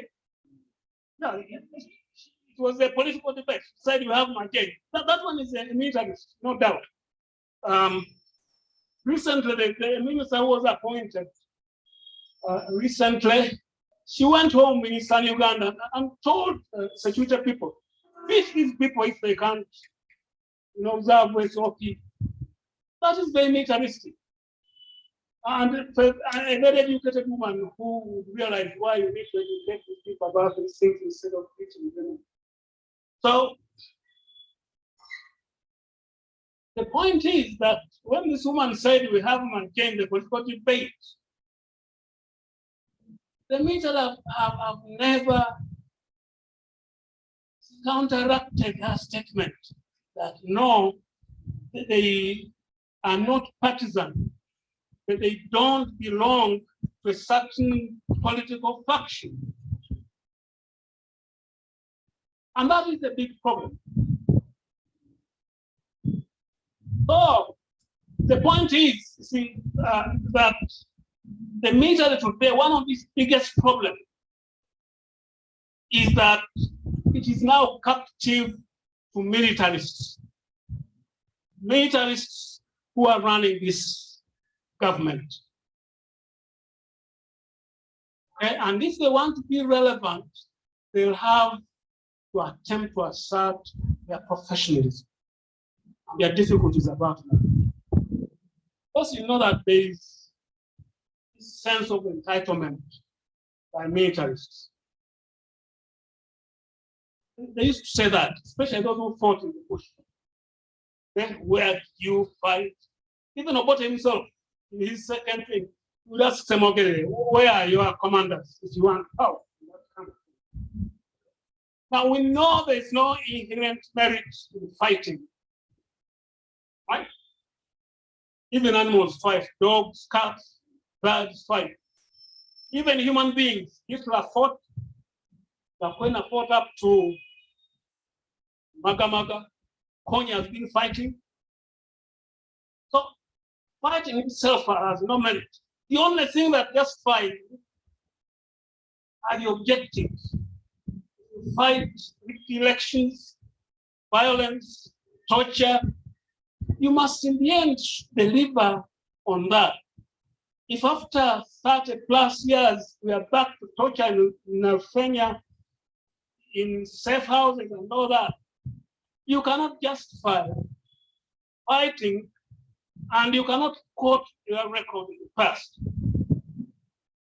The other aspect of militarism is criminalization. Criminalization in the form of militarism, criminalizing political opponents, the messages that Chakula needs, criminalizing political activity, unlawful assembly, okay, criminalizing political rivals in other senses, even make a law. You don't consider engaging them, but you provide amnesty law. They must admit they are criminals and they are the subject of pardon. Okay, so you compromise them as political. The whole bail debate today is part of actually criminalization. And the president invoked African tradition, okay, that an eye for an eye. But though that is not true, in Africa, you didn't have an eye for an eye in most cases.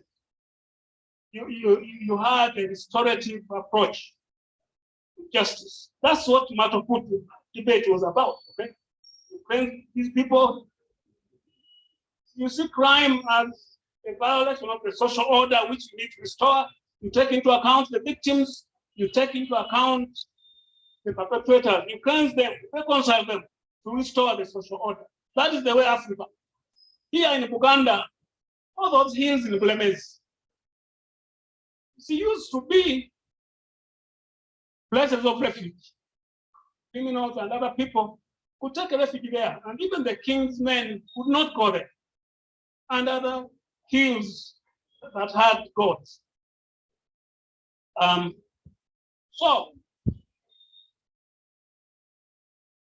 But we are ready to criminalize suspects and deny them bail. Why? Because in the army, that was what the president said, you know, tooth for tooth. Yes, 2 minutes to go. Yes, but one needs to give a warning about tooth to tooth.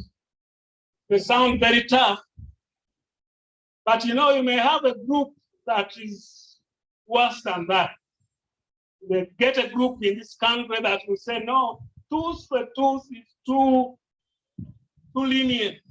For us, it is a life for tooth.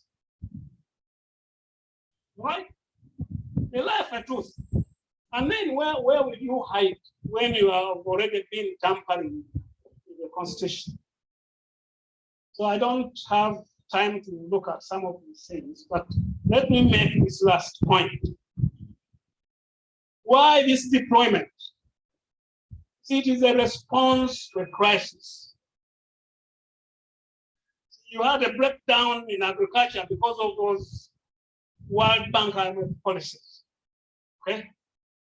The services were turned to the market, moved parastatals, state institutions are broken down. You have corruption, you don't fund the Inspectorate of Government, then you deploy Nakalema. See, you do not have social services in health and in education. You want to deploy the army. I'll not talk about COVID, maybe later. So, that is really what is happening. This deployment is not about development. Indeed, if you listen to the generals very well, they were talking about survival. And the way the situation is, we need to deploy to survive. See, development is not about survival. That is very minimalist. You see, you need to develop economically, socially, and otherwise. And the people are the subject of their conscious subjects of their development. You can't deliver development to them. Now, I've said, you see, the military can only have meaning if they are detached from militarism. And that is important. And my question is, Nakalema, Minister Katumba, Deputy Muhoz in security, the deputy IGPs. Well, who deploys them? Is it the military? Do military organs sit and meet and agree that we are deploying these people? Now I'm asking about those specific officers who make the decision to deploy them in Operation Wealth Creation. Is it the army organs as a professional decision, or is it a deployment by militarists? Thank you very much. Thank you very much, Professor, for your very enticing questions and thoughts. You probably saw General Kulayigye raising for you the Constitution, but very interesting. Those will be more areas to discuss when we come back for the panel engagements. Allow me now invite our last panelist presentation by Dr. Sali Simba. You're most welcome, sir. And he is going to present in the affirmative and on the topic, the role of the military in Uganda's development and its implications for human rights and democracy. You're most welcome, sir.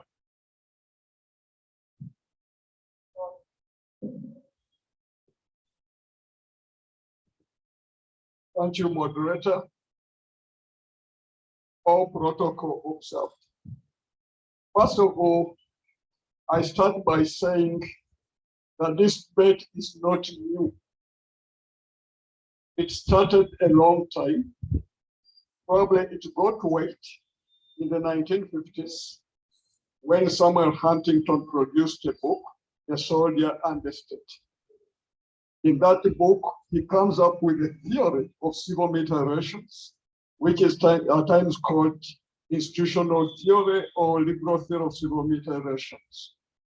And he argues, the crux of that theory is that the military and the civil world are two worlds apart. Each of them has distinct roles to play, and each of them has distinct values.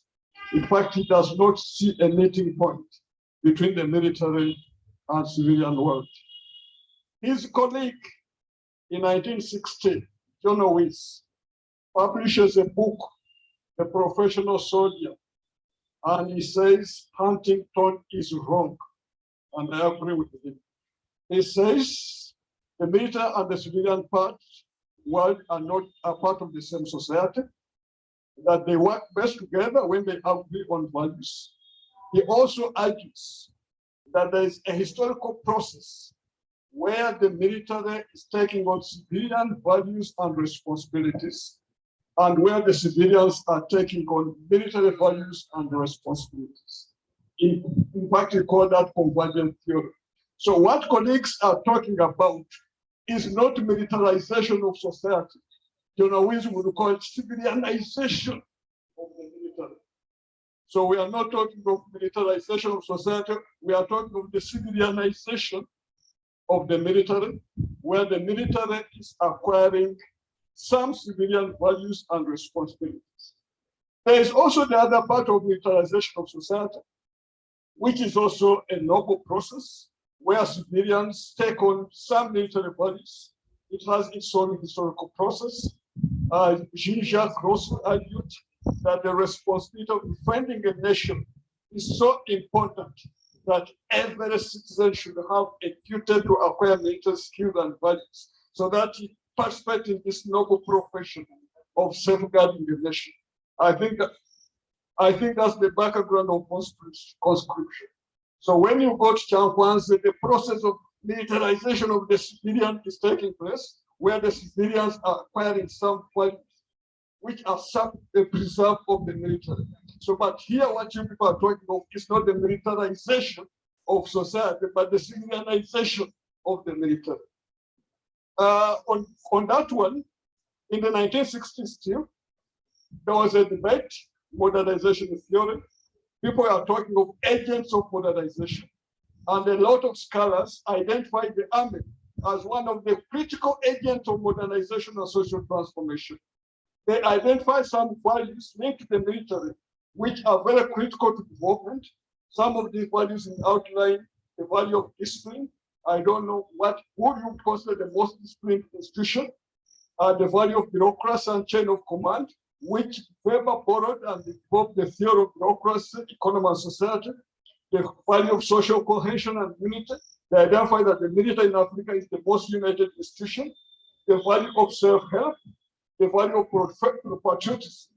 What General Mascot did not mention in the doctrine, what is emphasized, that every soldier serves the country first, serves the people under his leadership next, and is supposed to serve himself last. That is the value of a soldier who is trained. I don't know whether those values are critical for development. Of course, there are a lot of technological borrowing from the army. The businessmen borrowed strategy, which in the military, a Greek word for how to organize troops in order to win a war. The businessmen have borrowed that. But quite important as I conclude on this one, security threats are changing. Originally, we looked at the army from a point of defense of the state from external aggression. Security threats are more difficult and complex. In order to counter terrorism and counterinsurgency strategies necessitate a holistic approach. which got the root cause of the problem, and this could be economic, social, and so on, and you develop a strategy which deal with human security, national security, and international security in a holistic manner. So, and the military has to be involved in all those processes. Now, the last part I want to discuss is whether the military is subordinate to civilian authority.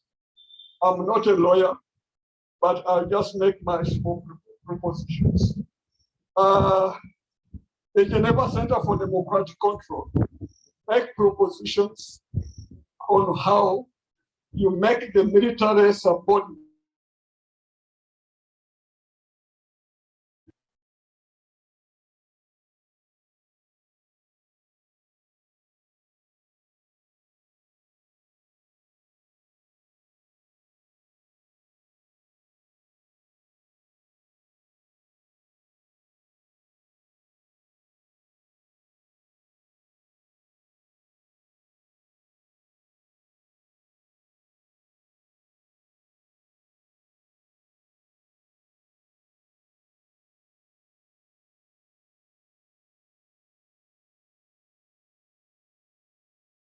It is those in parliament who are supposed to recall them, subject them to scrutiny, and then make them account for their action. Civil society, of course, judiciary, there's a parallel institution, military court martial, but in spite of the fact that the court martial has equal powers like the High Court, the decisions of the court martial. Lastly, the role of civil society. Civil society plays a big role in making soldiers accountable to the civilian authority. I'll just single out one aspect of civil society. Of course, civil society is quite wide in the press, academia, professional bodies, and so on. I'll just single out the academia and practical experience, and then I'll be made to know whether the academia is not playing its role. I will not go into the history of 1981-82, where a whole class of political science almost went to the bush, including General Masiko. I will not go into that history. But a small history, 2001, 2002, when Ministry of Defense wanted to do a defense review process, they called on stakeholders. They wrote to Makerere, we want you to tell us how the military should be professionalized. Makerere sent 3 professors on that committee, and they played a critical role. When they set up college, they wrote, General Collector wrote to Makerere and said, this is an institution, Makerere, come and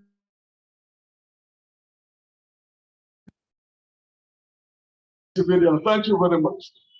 Thank you very much, Dr. Simba, for the introduction of that new term. The civilianization of the military is what is actually going on.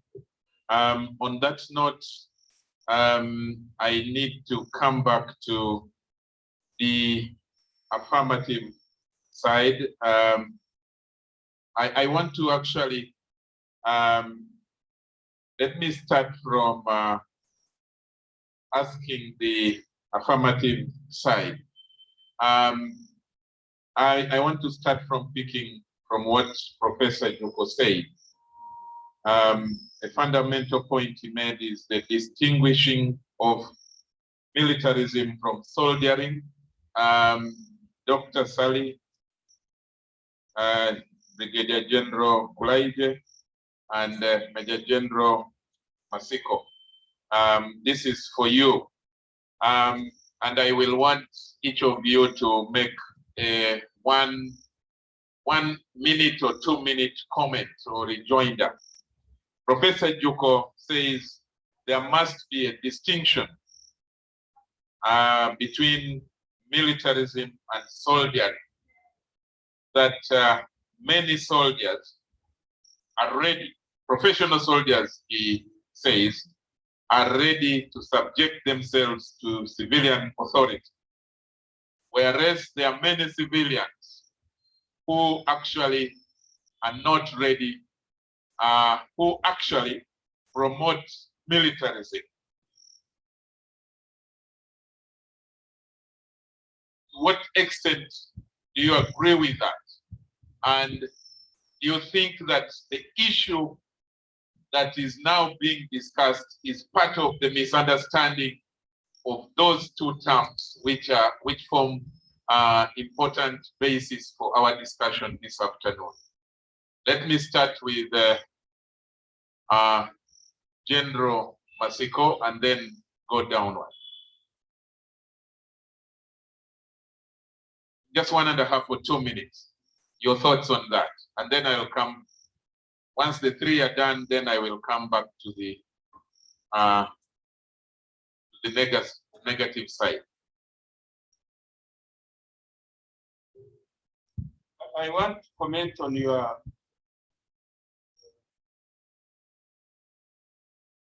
dichotomy you are making between militarism and solidarity by quoting one of the young revolutionaries whose journey was terminated.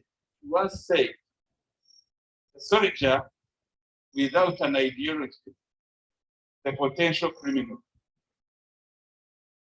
Soldiering cannot be empty.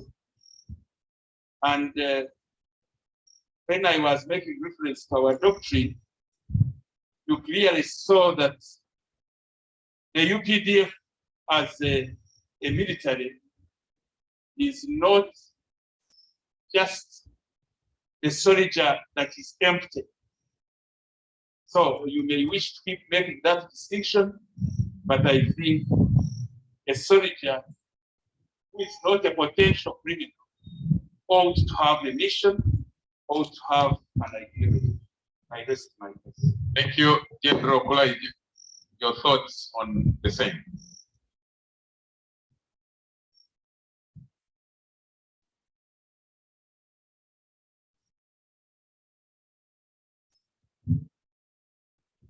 You see, again, the civilian you are. Once a major general has spoken, why should we get your speak? Anyway, I just showed Sarah that she's in violation of the Constitution. A lawyer is in violation of the national Constitution because Article 17(2) requires her to be militarily trained. And since she has not done it, she's in violation of the Constitution. So if it is militarization, our own Constitution is militarizing the civilians. That's so. But two, I think, and I wanted to respond to Professor and say, the person who said you have Makerere, he's a minister and she was a minister even then. And if any general had responded to her, that would be disrespecting a government minister. So since we are supporting the civilian authority, we let it go. And you are blaming us for supporting ourselves to the civilian authority, we plead the guilty on that one. All right? If she was an ordinary person who had said it, who would correct him or her? Now, again, she has raised the matter which I wanted to respond to as well. Professor, that parliament votes money for every government institution to function. Right? Money is voted for government institutions to function. The Parliament of Uganda receives money from this consolidated fund to function. And for 3 days, for 3 good days, 30 individuals held that parliament at ransom. It did not work. The role of parliament is to speak. It's parler, French meaning parler, to speak. For 3 days we didn't speak, I was in that house. Now, the role of government is to ensure that government institutions perform. So if there is, if there is any stumbling block to government institution performing, government must take action to enable the institution function. And that was done successfully. Thank you. Dr. Sali.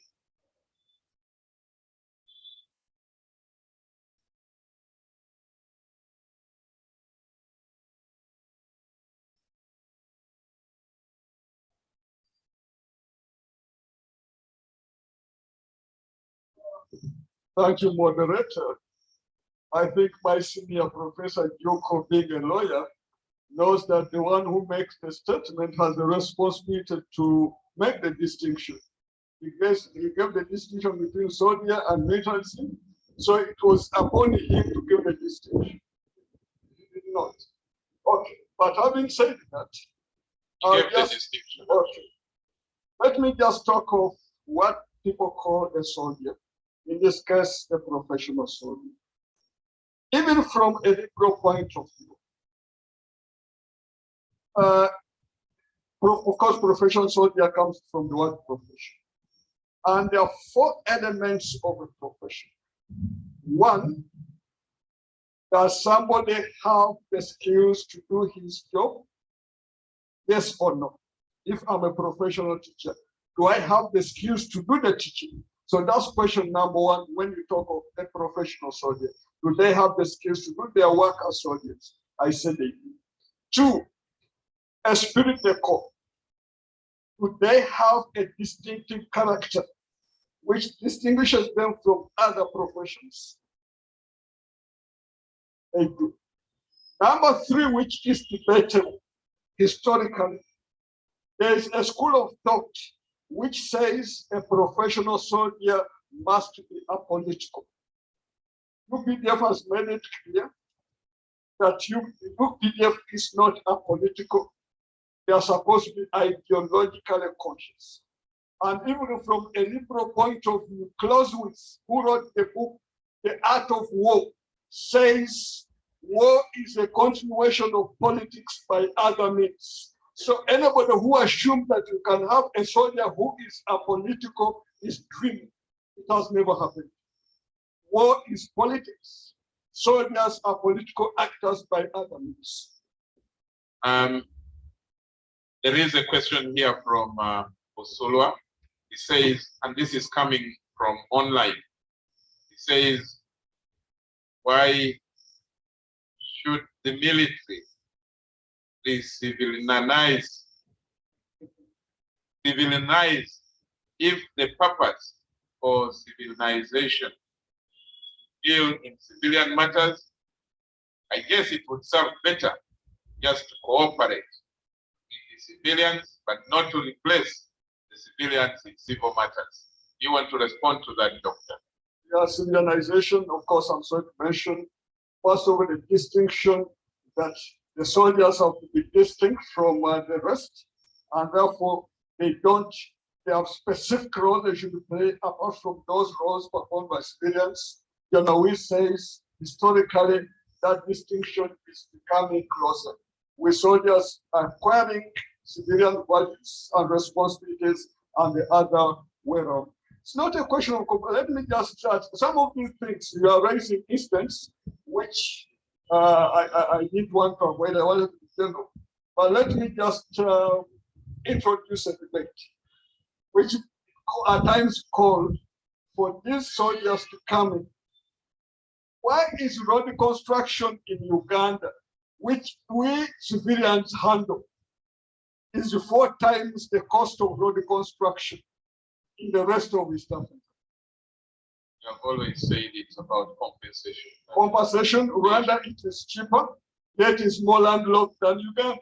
So if we civilians do our things in such a way that we are going to inflate costs, and then we bring in these actors, say, okay, they also have the profession to handle, let them handle. Is their crime? So in short, the civilians and the military should agree on what they should work together on the social transformation of this country.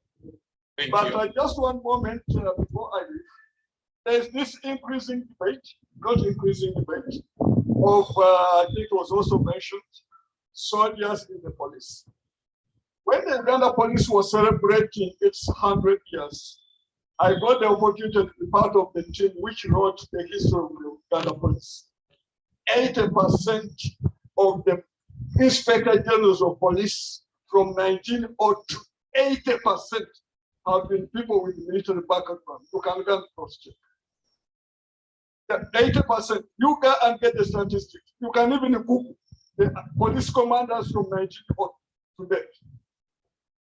Thank you. We are now going to go to the negative. The negative side.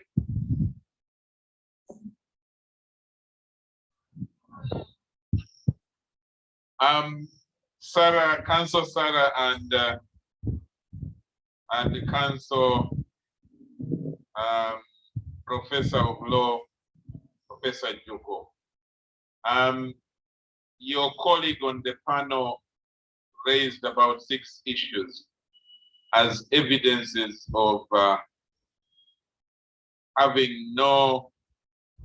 the country having no militarization, and that actually there is coordination by the military to civilian role. And that colleague is Dr. Sali. And one of the issues he raised, which I need you to comment about, is the role of the judiciary and civil society, but also the role of parliament.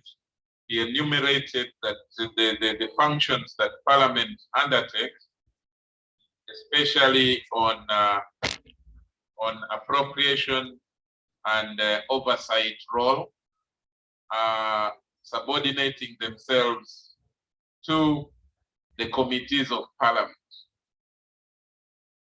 Are you convinced that these reflect adequately the fact that the military in Uganda is subordinate to actually civilian role? Can I start with Sarah?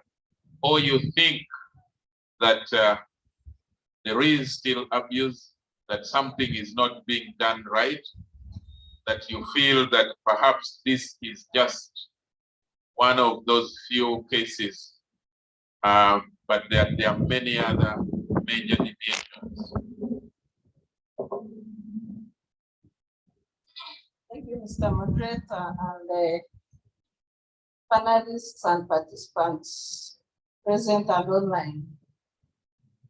Our parliament has largely been reduced to a rubber stamp over time.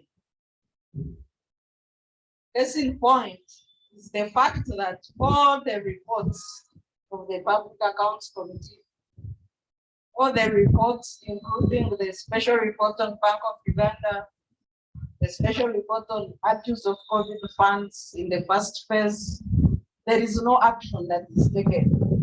So if you go to our watchdog institutions, right from Auditor General's reports, Human Rights Commission reports, are ceremonial. We have not seen a process that leads from Auditor General's reports, Public Accounts Committee of Parliament, to court. We have not seen any. And I don't know why Parliament has decided that their exercise, oversight function, is just stage managed to wing citizens, that there is indeed an effort to ensure that there is value for taxpayers' money in this country. So whether the Ministry of Defense, Internal Affairs, chases generals to go and get accountability, to what end? Beyond praying for the camera, what happens? Has anybody been punished out of parliament scrutiny in this country? I do not think so. Even the people that were tried during the Chogam scandal, it was because of donor pressure.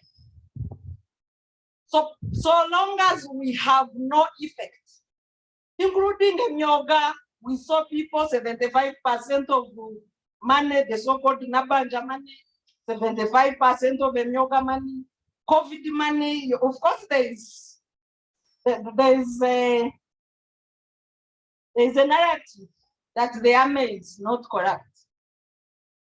And somebody then says also the army is part of society. We know that even in the early stages of fighting corruption in this country, there was something like a helicopter saga, the chopper scandal that went in court also in a ceremonial fashion because of the people that were involved.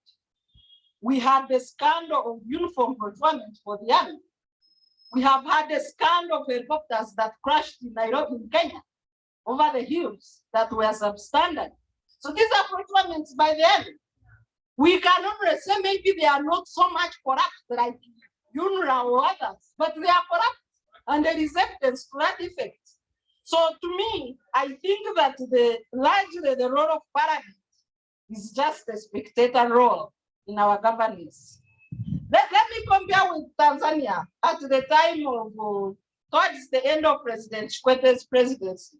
And when Parliament had established that the then Prime Minister of His Excellency Jakaya Kikwete, who later ran for presidency, Ruwasa, was corrupt. And Kikwete was dildaring in removing him. It is on record that the army, the Tanzanian Defense Forces, called the president and told him that it will be very difficult to secure him so long as he retains Ruwasa in his cabinet. And he had no choice. After the army had spoken, he had no choice but to fire Ruwasa as his prime minister. That is a positive role of the army in fighting corruption. But not our state managed in whatever picture we want to portray.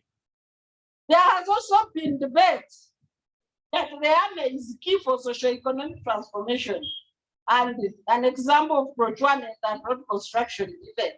Yes, we have endemic corruption under NRM.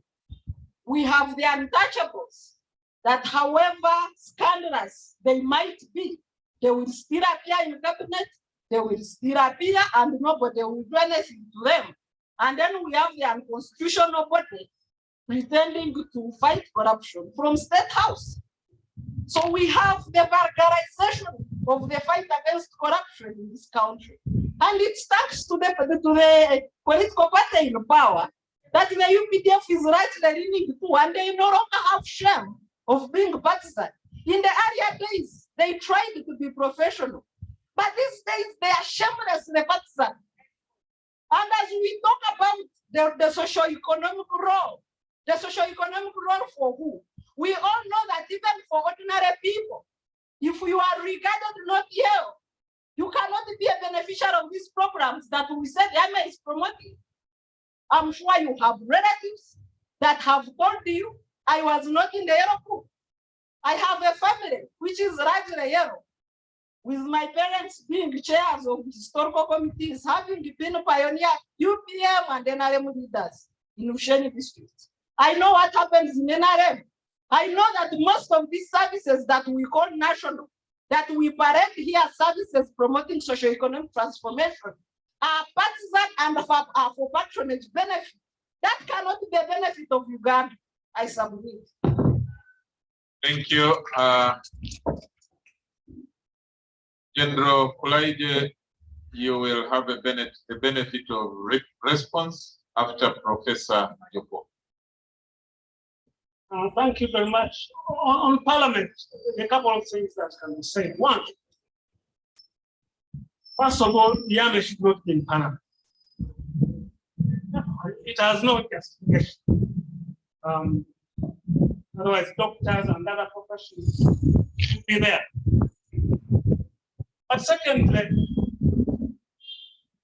on the question of accountability to Parliament, there are two important things to be said in respect of the army, the military. That is the question of classified budget. You have opaqueness in the whole process, stands in the way of accountability. It makes the military vulnerable to corruption. The lady has talked about the issue of corruption, helicopter, gunships, but there was the whole looting of Congo, Sangani. All right? But the army. We have cases of where paymasters have run out of the country. If you are to do lifestyle audits of army personnel, see, I don't know what we will discover. The thing is that none of this can justify the position the army seeks to claim. Kulayigye has just raised this question. They say they intervened in Parliament to ensure that work. Yes, but it's the army that went in and used force. No, there was force used. And you see, the thing is this. Recently, General, let's be the supporting parliamentarians, give you an opportunity supporting the parliamentarians that kept away. Would you go to their homes and drag them and bring them into parliament? Recently, the opposition boycotted. That is, I think, no.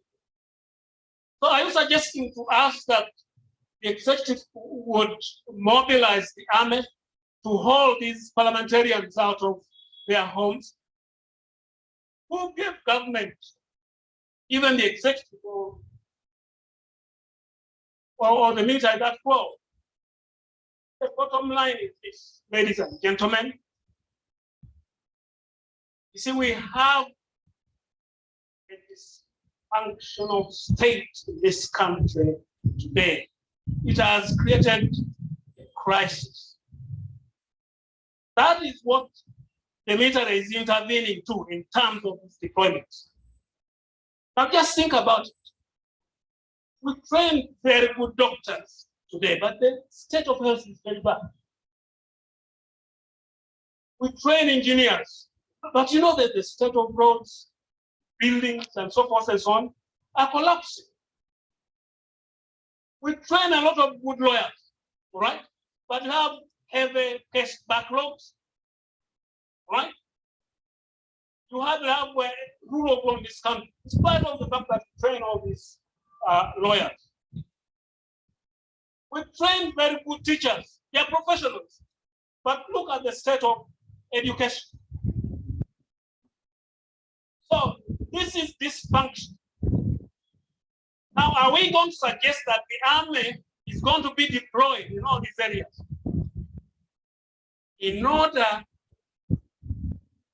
well, to bring the populace around? You know, the police and the army, part of their training is in human rights.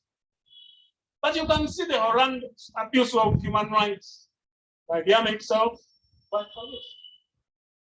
So the same dysfunctional aspects that physical aspects of life arise from a dysfunctional state. A crisis of leadership, a crisis of democracy, a crisis of the economy, and we need political solutions to those, not military solutions. Thank you very much. Thank you very much. Can I give General, I promised you got, I saw as if you got stung by some comments, and I want to give you 1 minute right of reply. Can you come and respond to some of the sticking issues that you wanted to raise? And then I pick some questions after that online or from audiences here. There are some comments that we have to pick from here. Thank you, General. Thank you, Mr. Moderator. One of the crises in this country, Professor Jjuuko crisis, is intellectuals peddling rumors. That is very dangerous. And Sarah, this is for you.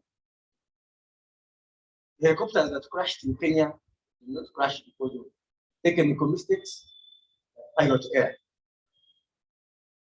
Check the report, it's available. So do not quote them among the junk helicopters you are quoting. Excuse me, I'm giving you information and I'm saying do not include them. At your level to indulge in rumor mongering, I think it's not fair.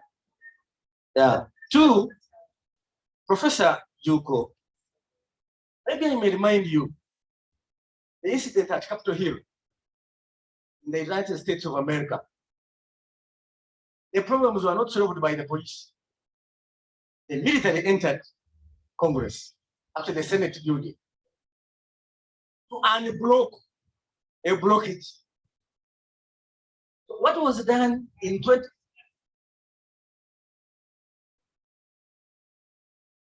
What matters, the military was invited to deal with the political problem.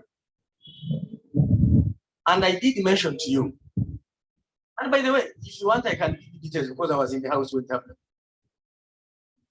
The procedure in Parliament, if the Speaker pronounces herself and sends you or himself and orders you to leave the chambers, you are expected to leave. The Speaker did ask these individuals to leave. They refused to leave. The next stage was the Sergeant at Arms to come in. And he came. And a member of Parliament removed his belt and whipped the Sergeant at Arms. So talk about the things you know. So once the Sergeant at Arms failed to execute his duties, then the state had to come in and help him. And they cleared the obstacles. And the Parliament continued. Security. I told you the state did it. So whether the state used the businessmen or used the soldiers, the state did its responsibility. Yes, sir. Thank you very much. May I now, thank you so much, General. Very, very interesting juncture to inform Professor Jjuuko, who is a professor of political economy mostly. He knows the characteristics of a state. A state is not a charitable organization. He knows historically and functionally, a state has functions including coercion to ensure there is compliance. A state regulates, a state adjudicates, a state legislates. And you know all those. Be honest, especially to the young scholars. Let's not be select. Thank you very much. The main question I would want us to ask, can those means and approaches lead to sustainable development? General Masiko, before I bring in the, and those approaches as you describe, where now you use coercive means to solve political questions, as also your colleague in uniform mentions the example of Capitol Hill, can they lead to sustainable development?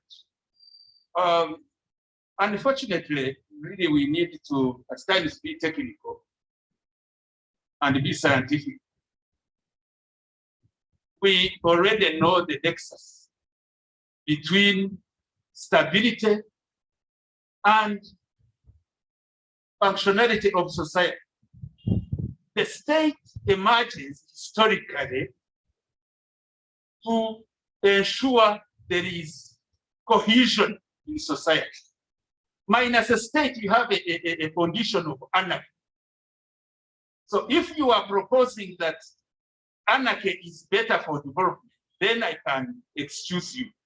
But I really understand both in the classic ancient societies and in the contemporary society that the state exists to fill a vacuum that would have existed if there was anarchy, that is minus regulation, minus adjudication, minus legislation.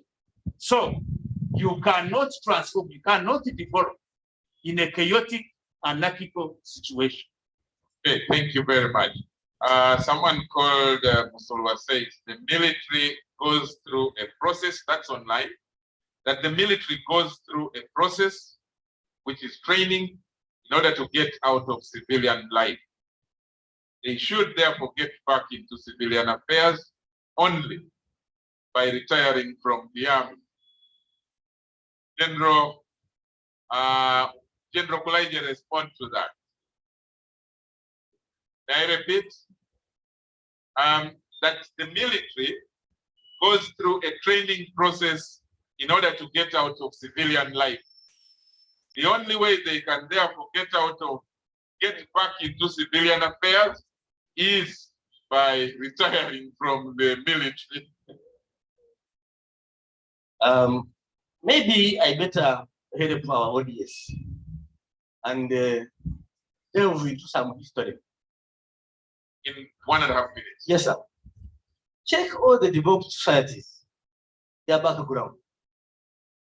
They were led by the military. And once the military accomplished building the nation state, democracy took effect. Honorable General Masiko mentioned the Eastern Asian tigers.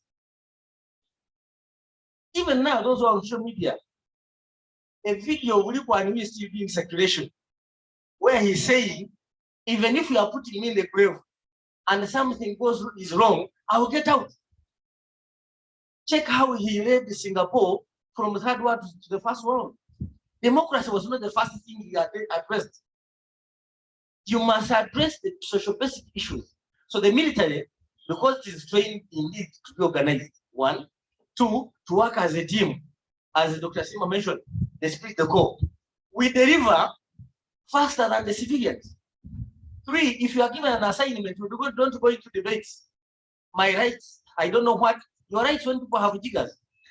Rights when people are sleeping hungry. What right are you talking about? Ladies and gentlemen, yes, we said for us a matter of survival. Yes, sir. Others have addressed the basic issues they can afford to debate. Third level rights. But when we are hungry, you cannot afford to ignore a hungry child and you're talking of democracy. To vote to who? No wonder you are telling people who are coming out of war that to go to elections. To vote to who? About which ideology? Come on, please let's be serious with ourselves. Britain started parliamentary democracy in 1350. Women were only allowed to vote in 1929, after 6 centuries. Why? Thank you very much. Professor, okay. Professor, I will invite you.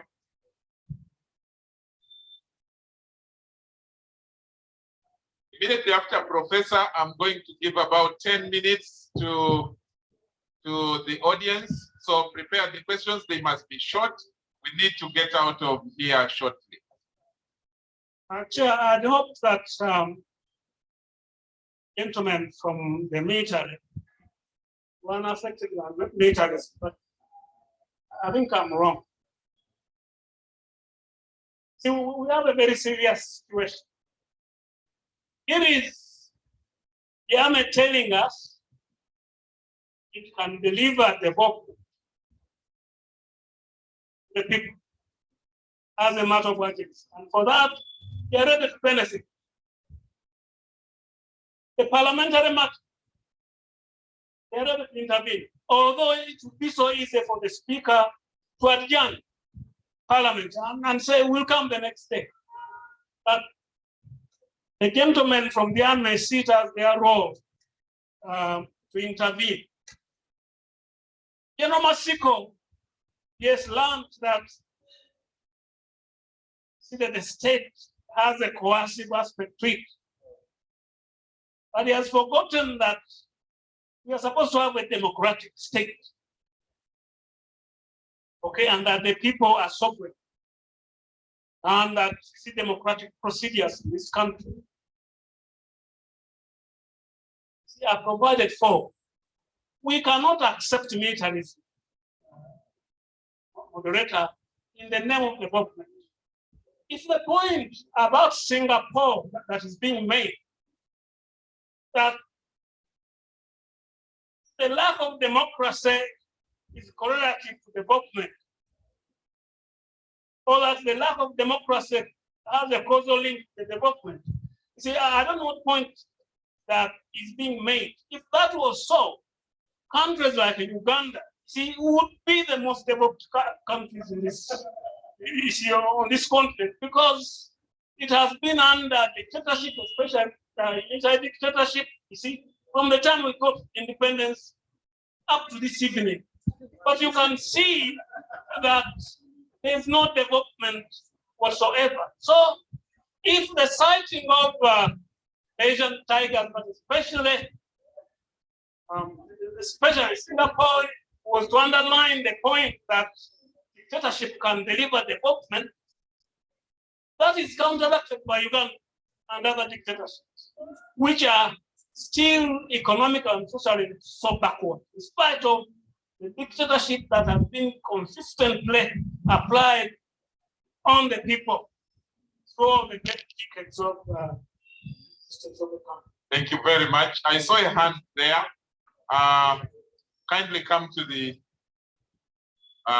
microphone and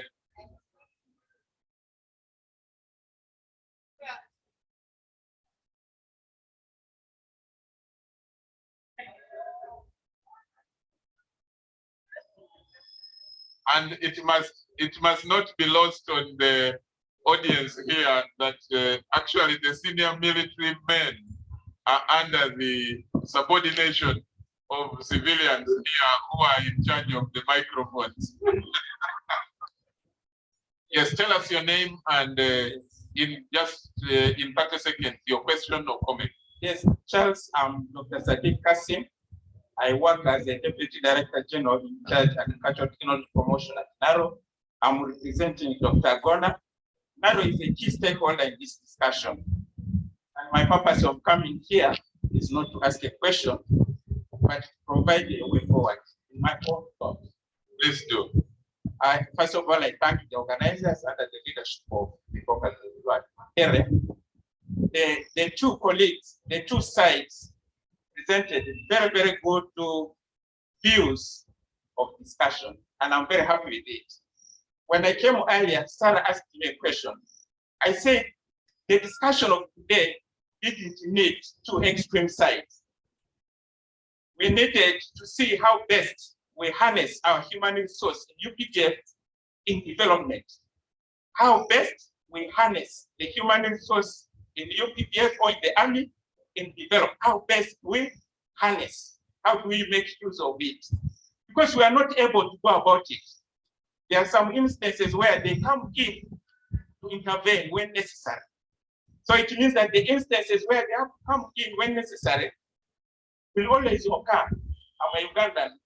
They will always occur. So our question is, the next discussion is how best we harness the human resource UPDF to come and work with the civilian departments to cause development, especially how a university can harness in advances in space science, in advances in biosecurity, in advances in socioeconomic development. How best we harness that human resource? Doctor, don't you think that in order to achieve that point of debate, you need to bring the two extreme sides first to the middle? Exactly. And that this debate has brought both, probably can hopefully bring the military side and the civilian side to a middle ground.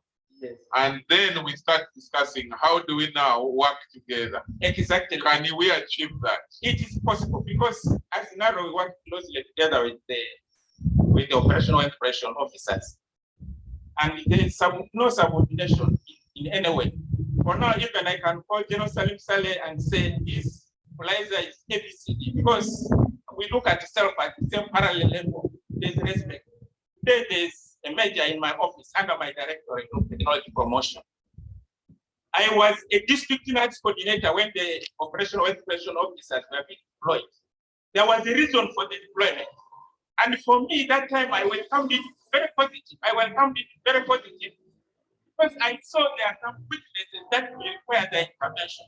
So that's why I'm saying in the historical perspective and also with the future projection is how do we have a sitting like that where we see best how we harness the resource in UPDF, because they are recruiting now doctors, they are recruiting agriculturalists, they are recruiting all these professionals.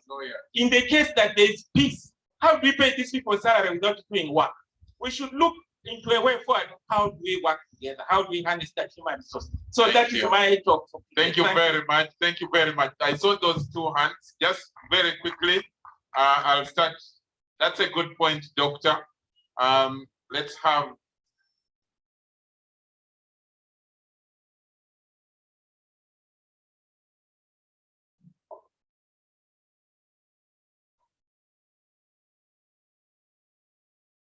Thank you very much, moderator, everybody.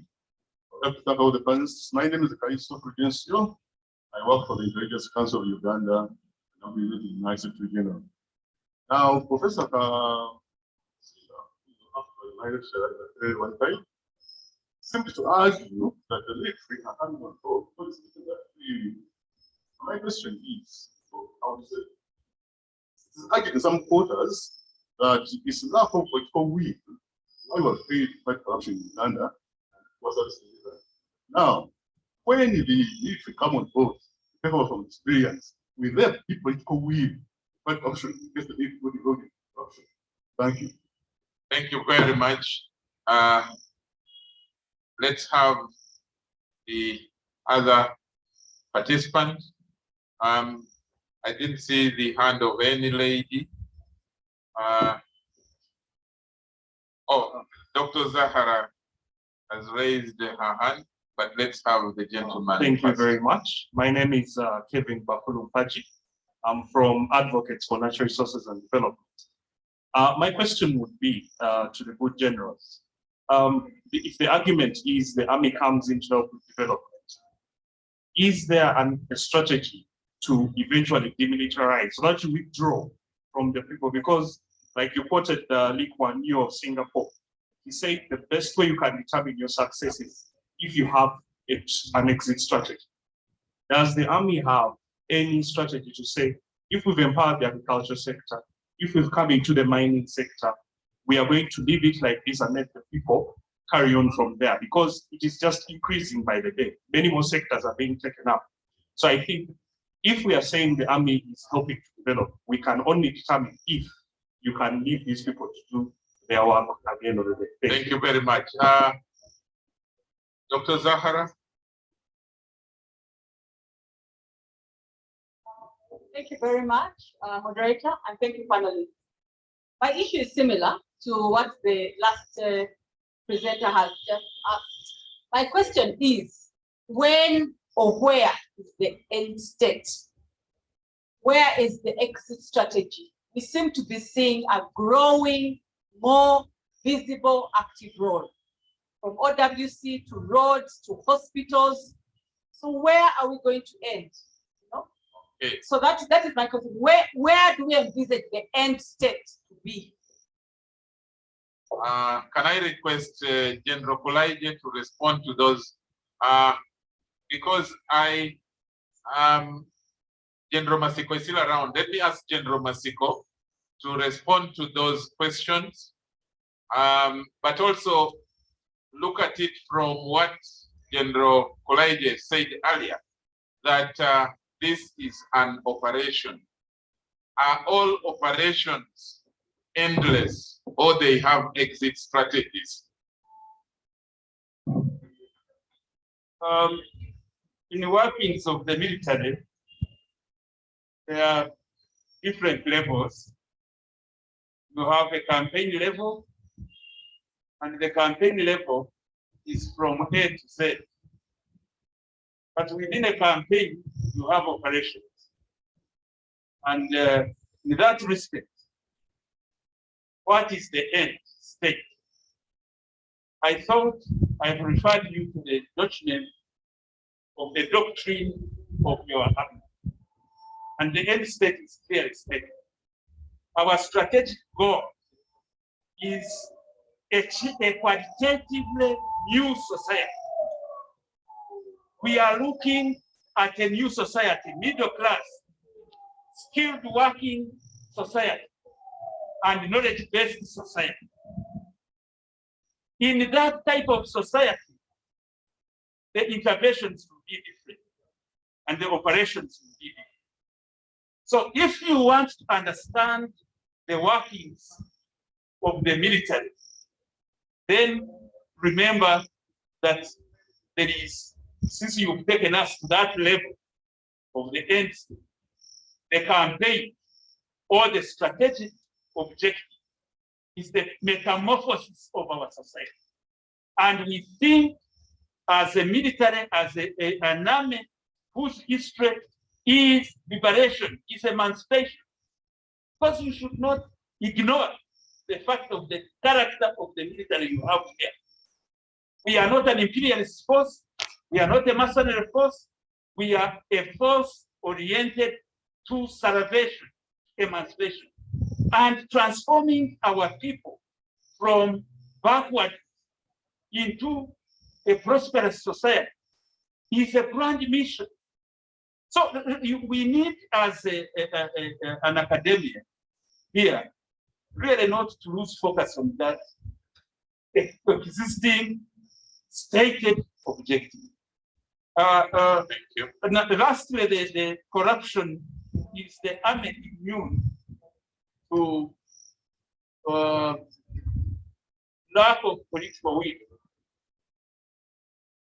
The army, as has been explained, is a disciplined institution. And actually that makes a little advantage in this aspect of misappropriation and abuse of power. Corruption itself is discipline. Now, these are members of the discipline process. And because of that, we may have an advantage. If actually we borrow the values of the military, and our constitution, I think, was deliberate about it in Article 17, Section 2, where they say it is the duty of all able-bodied citizens to undergo military training for the defense of the constitution and territorial integrity of the nation. Actually, what we are missing is discipline in the civil society. If really we could constitutionally operationalize that article, much of this debate would be irrelevant. Okay. Actually, we are debating this way because of that lacuna in operationalizing our constitution. Thank you very much. Let's clap for the panelists. Let's clap for everybody. Thank you very much. Because of time, I know that the discussion is very enticing, very interesting, but we need to come to a close. We still have the curfew time. May I now invite Dr. Zahara on behalf of HURIPEC to come forward and give us closing remarks. Thank you very much.